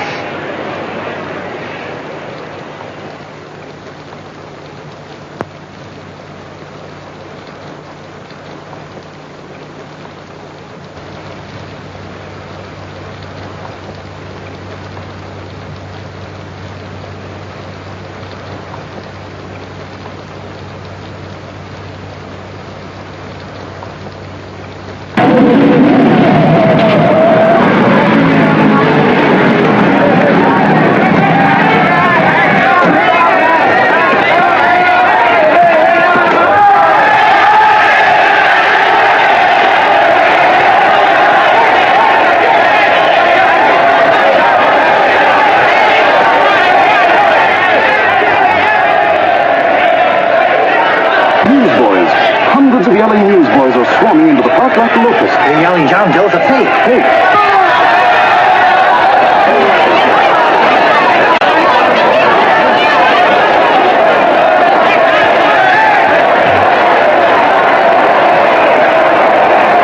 Investigation urged by Chamber of Commerce. How could he be a fake? It must be some kind of a gag. A what? A gag. A gag.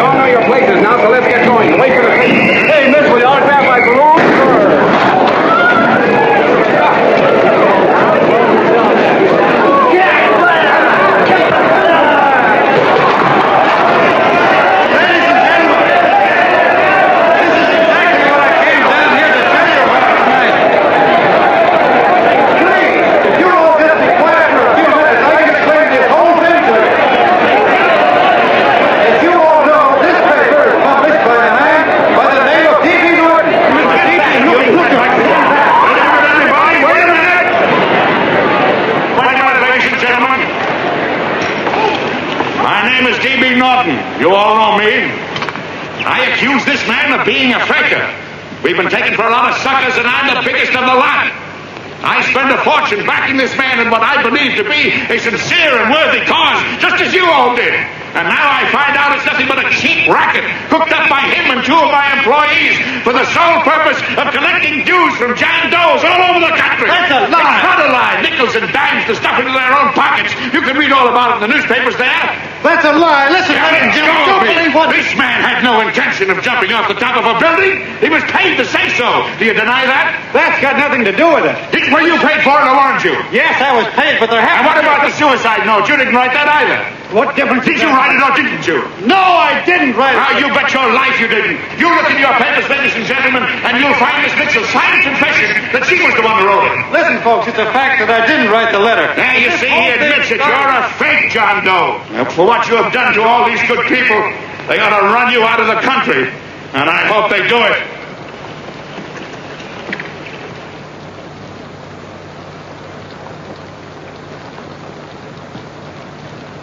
Speak up, John. We believe you. Please, listen, folks. Now that he's through shooting over his face, I've got a couple of things to tell you about. Come on, the rest of you get in here and riot. Break this crowd up. Come on. I'm sorry, folks, but we can't hear him anymore. Something's gone wrong with the loudspeakers. Those are fake! Boo! They can't hear me. This thing's not working. Ladies and gentlemen.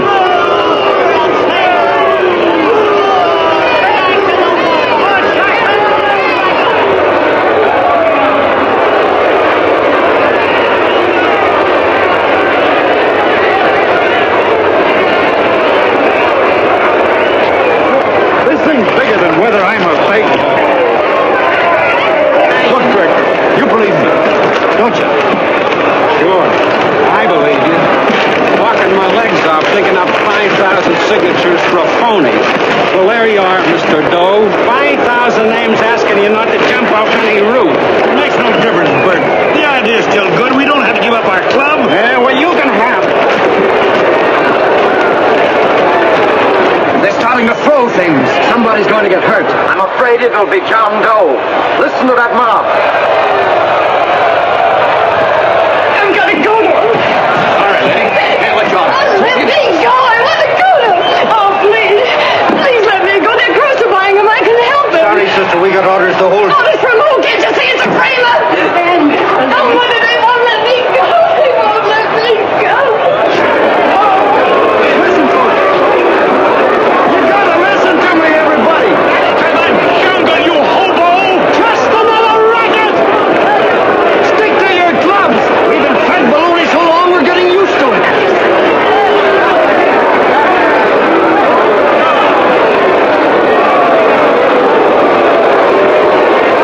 The idea is still good. Believe me, folks. Listen, John Doe, you're the hope of the world.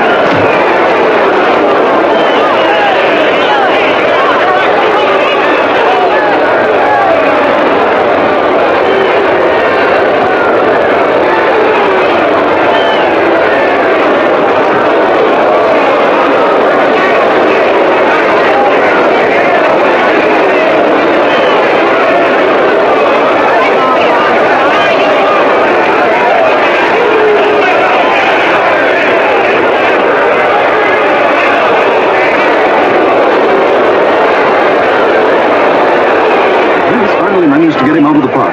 If that boy isn't hurt, it'll be a miracle. Ladies and gentlemen, this certainly looks like the end of the John Doe movement. Well, boys, you can chalk up another one to the Pontius Pilates.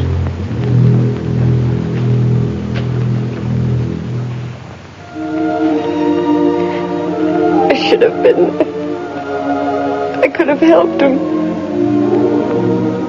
He was so all alone.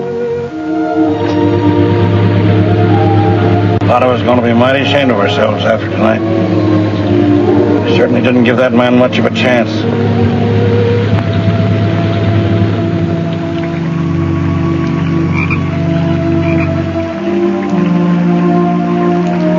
Have some more coffee, Long John? No thanks, Carl.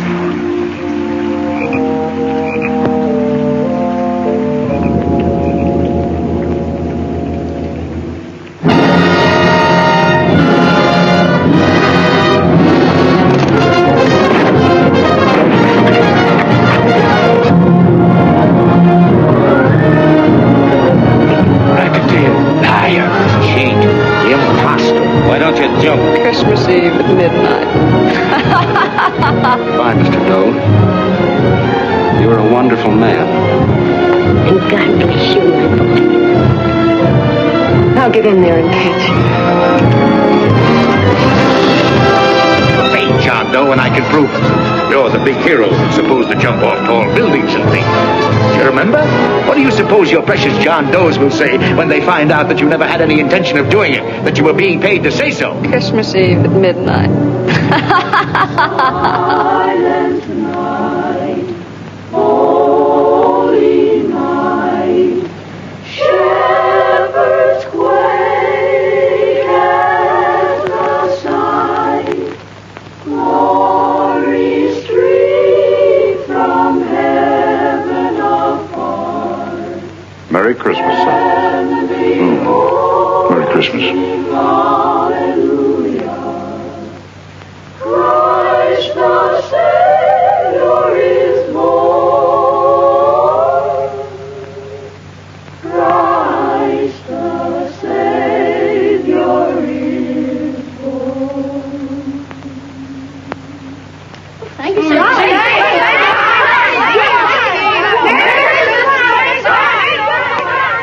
Who? John Doe. Is that screwball still around? Dame's been calling all day. Sure, I know. Yeah, at midnight, huh? Okay, lady. We'll have the place surrounded with nets. They're laughing at me.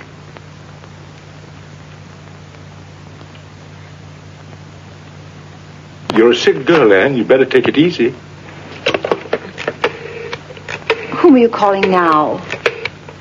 You called that number not 10 minutes ago. Hello, Mr. Cannell. Have you seen him yet? Now listen, Ann, he can't possibly get in without our seeing him. I'm watching the side door and the colonel's out front, so stop worrying. Oh. Thank you.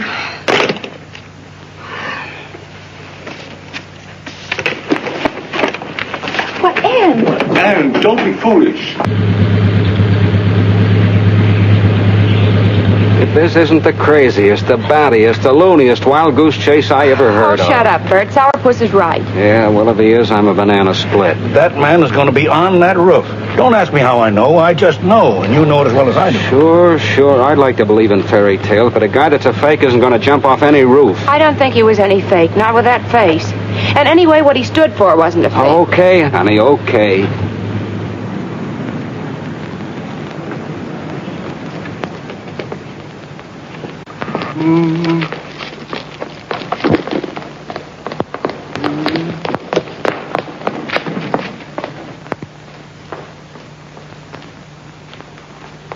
Elevators ain't running.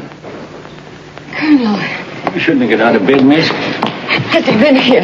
No. Have you seen him? I ain't seen him for a week. Where's Cannell? He's watching the other door. Oh, you're swell. Oh. No sense in going up there. I've been here for hours. He ain't here. Let me go, will you? Now that's crazy. It's 14 floors.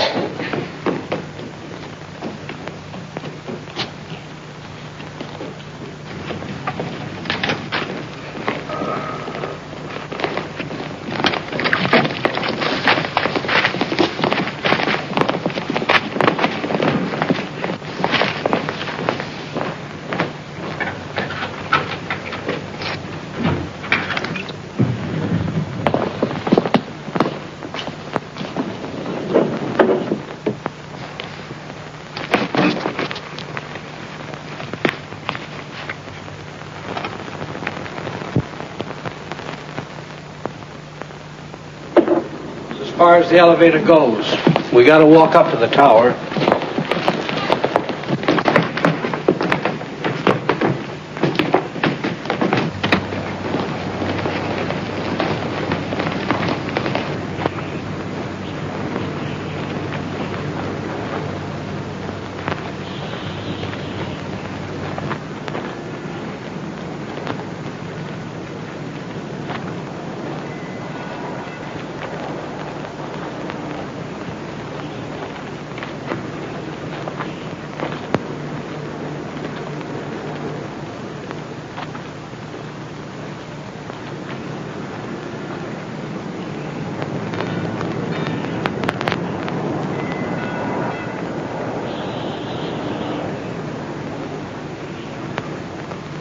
That tramp was probably full of Christmas cheer and asleep in some flop house.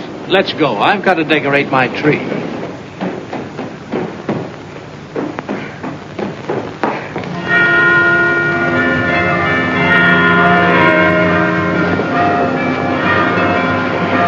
Well, I give up.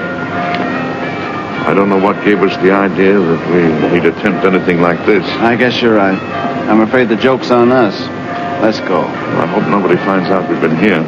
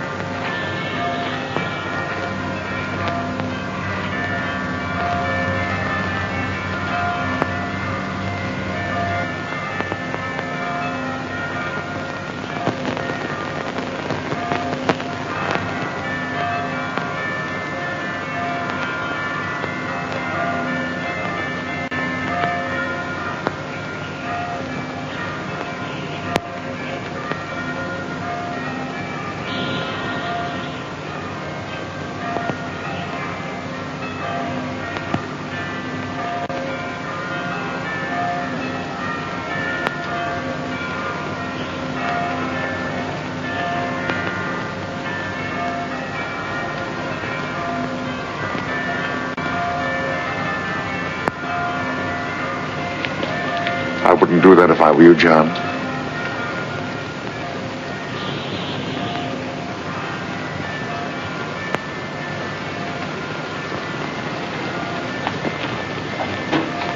It'll do you no good. The mayor has policemen downstairs with instructions to remove all marks of identification you may have on your person. You'll be buried in Potter's Field and you will have accomplished nothing.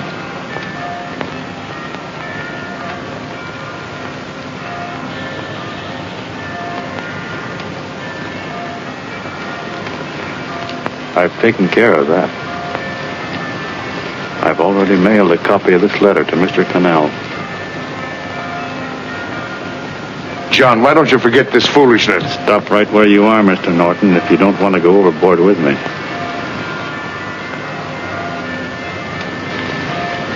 I'm glad you gentlemen are here. You killed the John Doe movement, all right. But you're going to see it born all over again.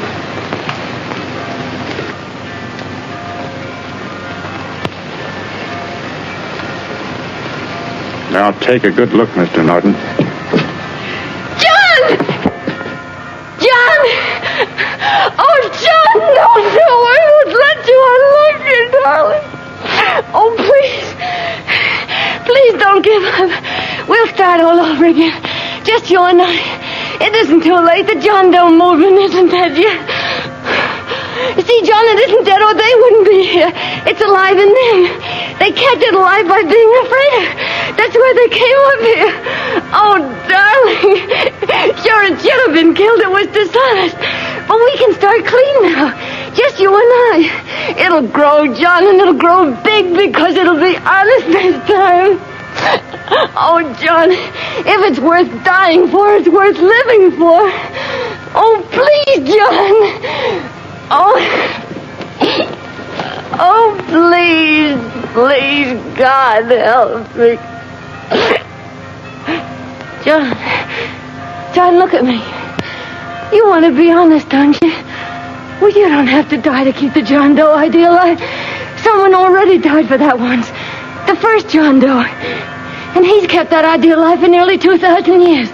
It was he who kept it alive in them. And he'll go on keeping it alive forever and always. For every John Doe movement these men kill, a new one will be born. That's why those bells are ringing, John. They're calling to us. Not to give up, but to keep on fighting, to keep on pitching. Oh, don't you see, darling? This is no time to give up. You and I, John, we... Oh, no. No, John. If you die, I want to die, too. Oh, I love you. Oh, dear.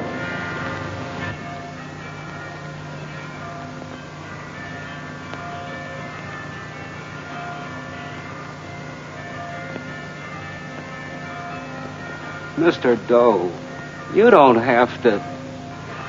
We're with you, Mr. Doe. We just lost our heads and acted like a mob. What Bert's trying to say is that we need you, Mr. Doe. There were a lot of us that didn't believe what that man said. We were going to start up our John Doe Club again, whether we saw you or not, weren't we, Bert? And there were a lot of others that were going to do the same thing. Well, Mr. Sourpuss even got a letter from his cousin in Toledo. I got it right here, Mr. Doe. Only it'd be a lot easier with you. Please. Please come with us, Mr. Doe.